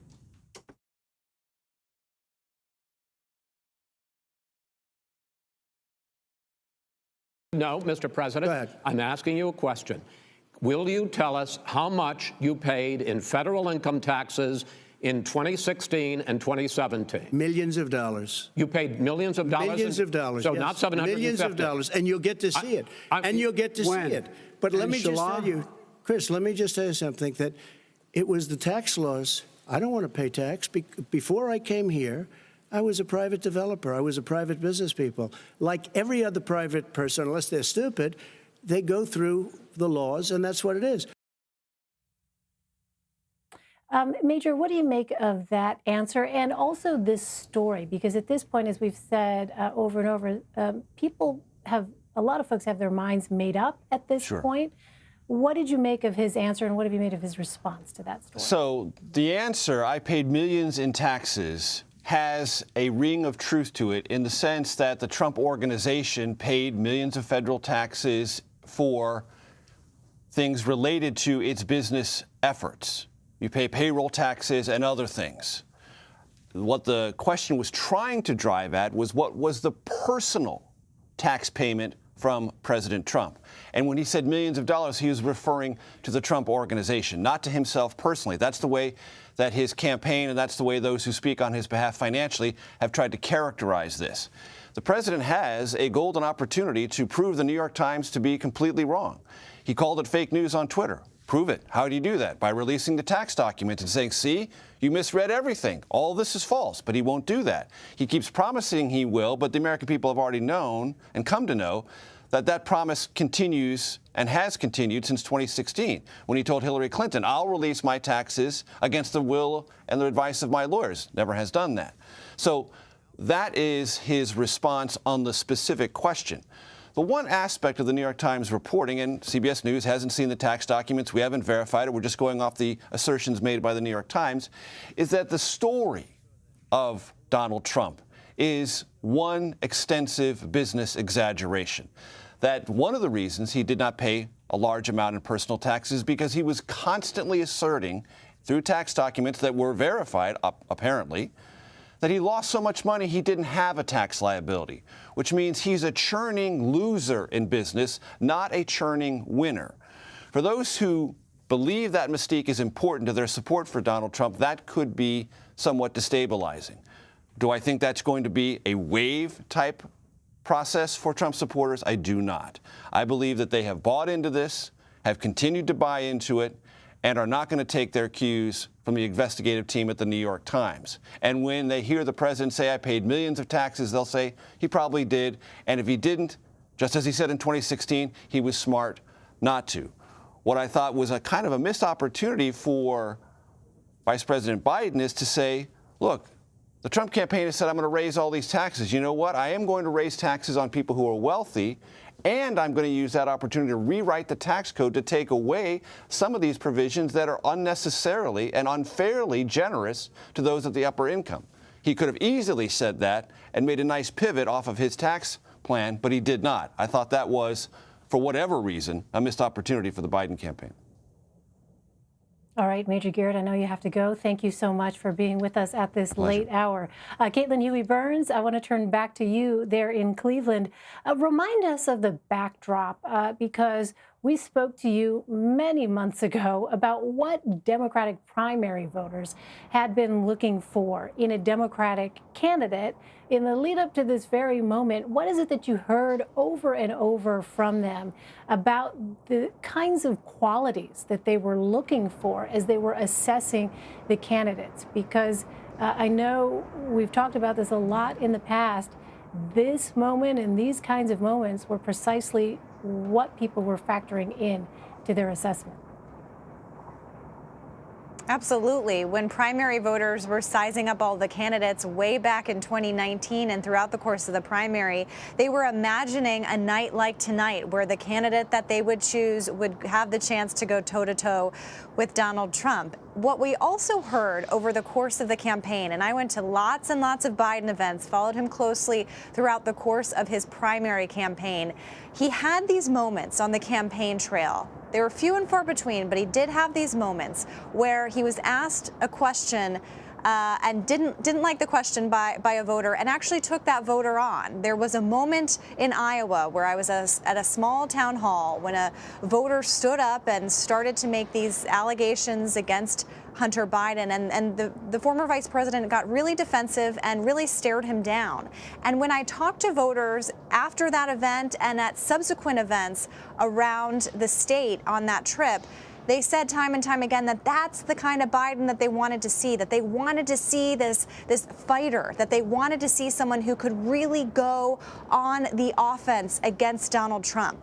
Now, you can argue that the opportunities to do that were slimmer than you might have expected because of the ways in which President Trump continued and made it a strategy to continue to interrupt and kind of flood the zone with his own talk. But I think there were opportunities for the former vice president to really punch back. And I'm wondering if that will be, part of the strategy for a second debate, if there is a second debate after all of this. The candidates, of course, have agreed to 3 debates. That is something that we've heard from Democrats. They want to see Biden punch back stronger. And so that's you saw moments of that from Biden tonight. You saw some evidence of intense preparation. He delivered lines that you could tell were intended to speak directly to the audience at home. It was really interesting watching the body language of the two candidates when Trump was mostly directing his comments to the former vice president. Biden was directing his comments directly to the camera and to viewers at home. The question is if they stuck around long enough to be able to listen to the whole thing. But what these campaigns want at the end of the day is clips of this that are disseminated across social media and internalized in kind of these bite-sized moments. And that is certainly a strategy by both campaigns. So speaking of clips, control room, I want to get ready if we have it, SOT 16 here and ask Nicole about it. This question that the president was asked, Nicole, at one point, if he would condemn white supremacists. And the answer certainly reverberated on social media as he said it. Let's go ahead and play now for the viewers who may have missed it, what the president's response was. What are you saying? I'm willing to do anything. I want to see peace. Then do it, sir. Say it. Do it. Say it. Do you want to call him? What do you want to call him? Give me a name. Give me a white name. Supremacists and who would you like me to condemn? White supremacists and right Proud Boys. Stand back and stand by. But I'll tell you what. Somebody's got to do something about Antifa and the left, because this is not a right-wing problem. So, Nicole, as someone who's covered and covers the president, what's your assessment of that response? Because we could hear the president there bring up the name of the Proud Boys, which is an extremist, considered an extremist organization.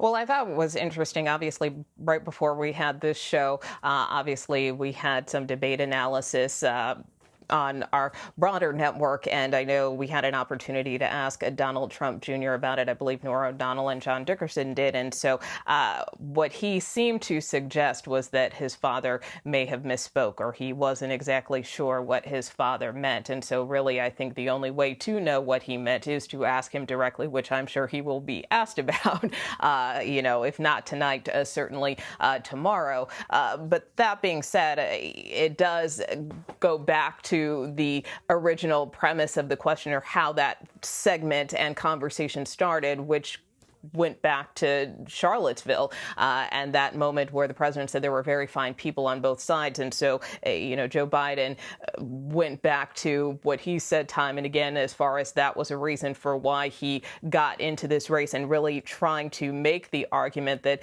no president would say there are fine people on both sides when you had white supremacists in Charlottesville several years ago, and the former vice president, bringing back some of those images that were very difficult to watch at that time. And so it goes back to his argument that he believes that the president is trying to send these dog whistles to various groups that are out there.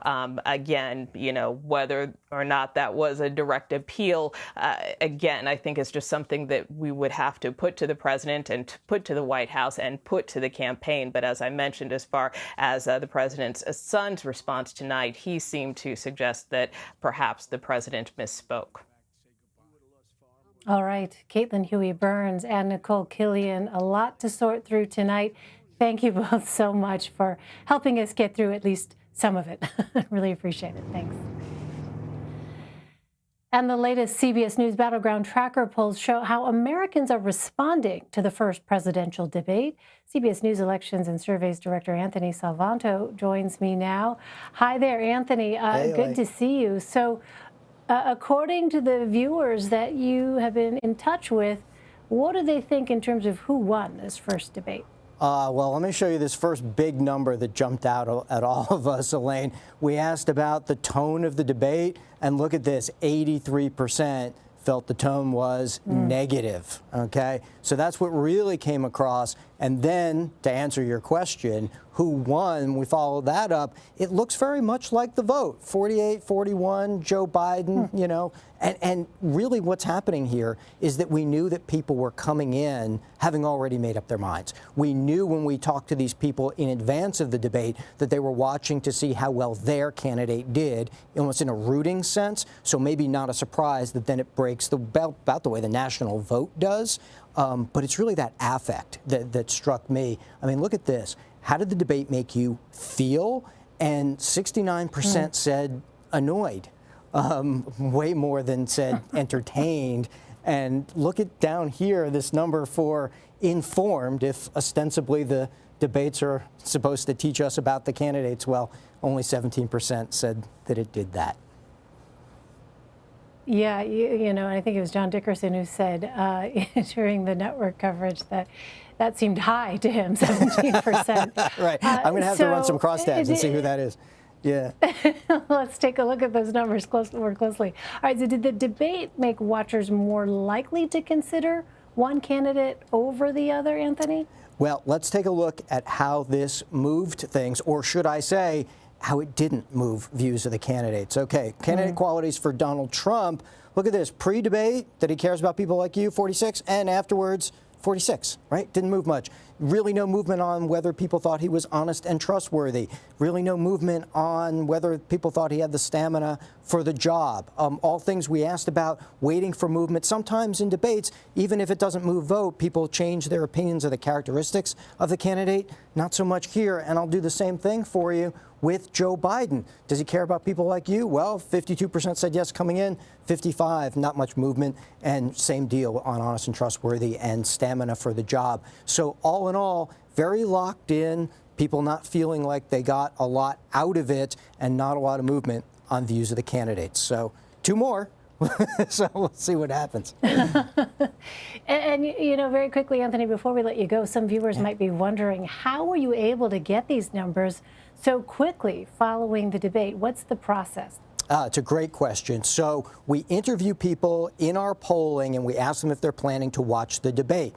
If they are, then we tell them, okay, we would like to give you a survey right after the debate, and we do that with a nationally representative sample of watchers so that it looks like all the people nationwide who are planning to watch the debate. And then we instantly contact them right after it's done, and they can do it electronically, they get sent an email, they get reminded to take it, and then we process that very quickly and then try and put it out as an instant reaction by 11 o'clock. It takes a big team of people, our partners at YouGov, all of whom work really hard on this to put it together.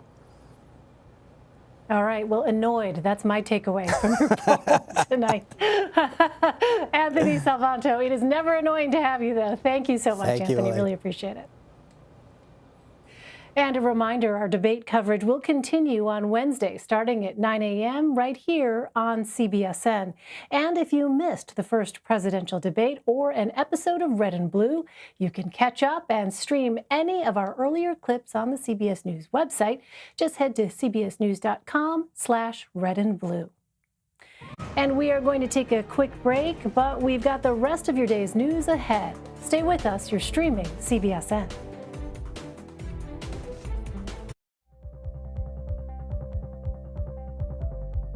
Go to the ends of the earth. Right now. We got something crazy. Boom. And reach for the stars. Here we are. Time. Yes, it's my comeback. Hey, this is pretty fun. But wait, there's more. Experience thought-provoking. I'm open to the idea of being a human being. Innovative and truly original reporting. Look through a telescope and go, wow. Because there's always something new under the sun on CBS Sunday morning. COVID has taken the lives of tens of thousands of Americans. Rural areas like this here on Navajo Nation are especially hit hard. 15 to 30% of our Navajo citizens don't have running water. In any indigenous reservation, there is a shortage of physicians. Native Americans are amongst the most vulnerable and hardest hit by COVID. Yeah, the more we lose our elders to COVID-19, the more we lose our language and our way of life. We need to bring awareness to the attention of Washington, D.C. and United States citizens that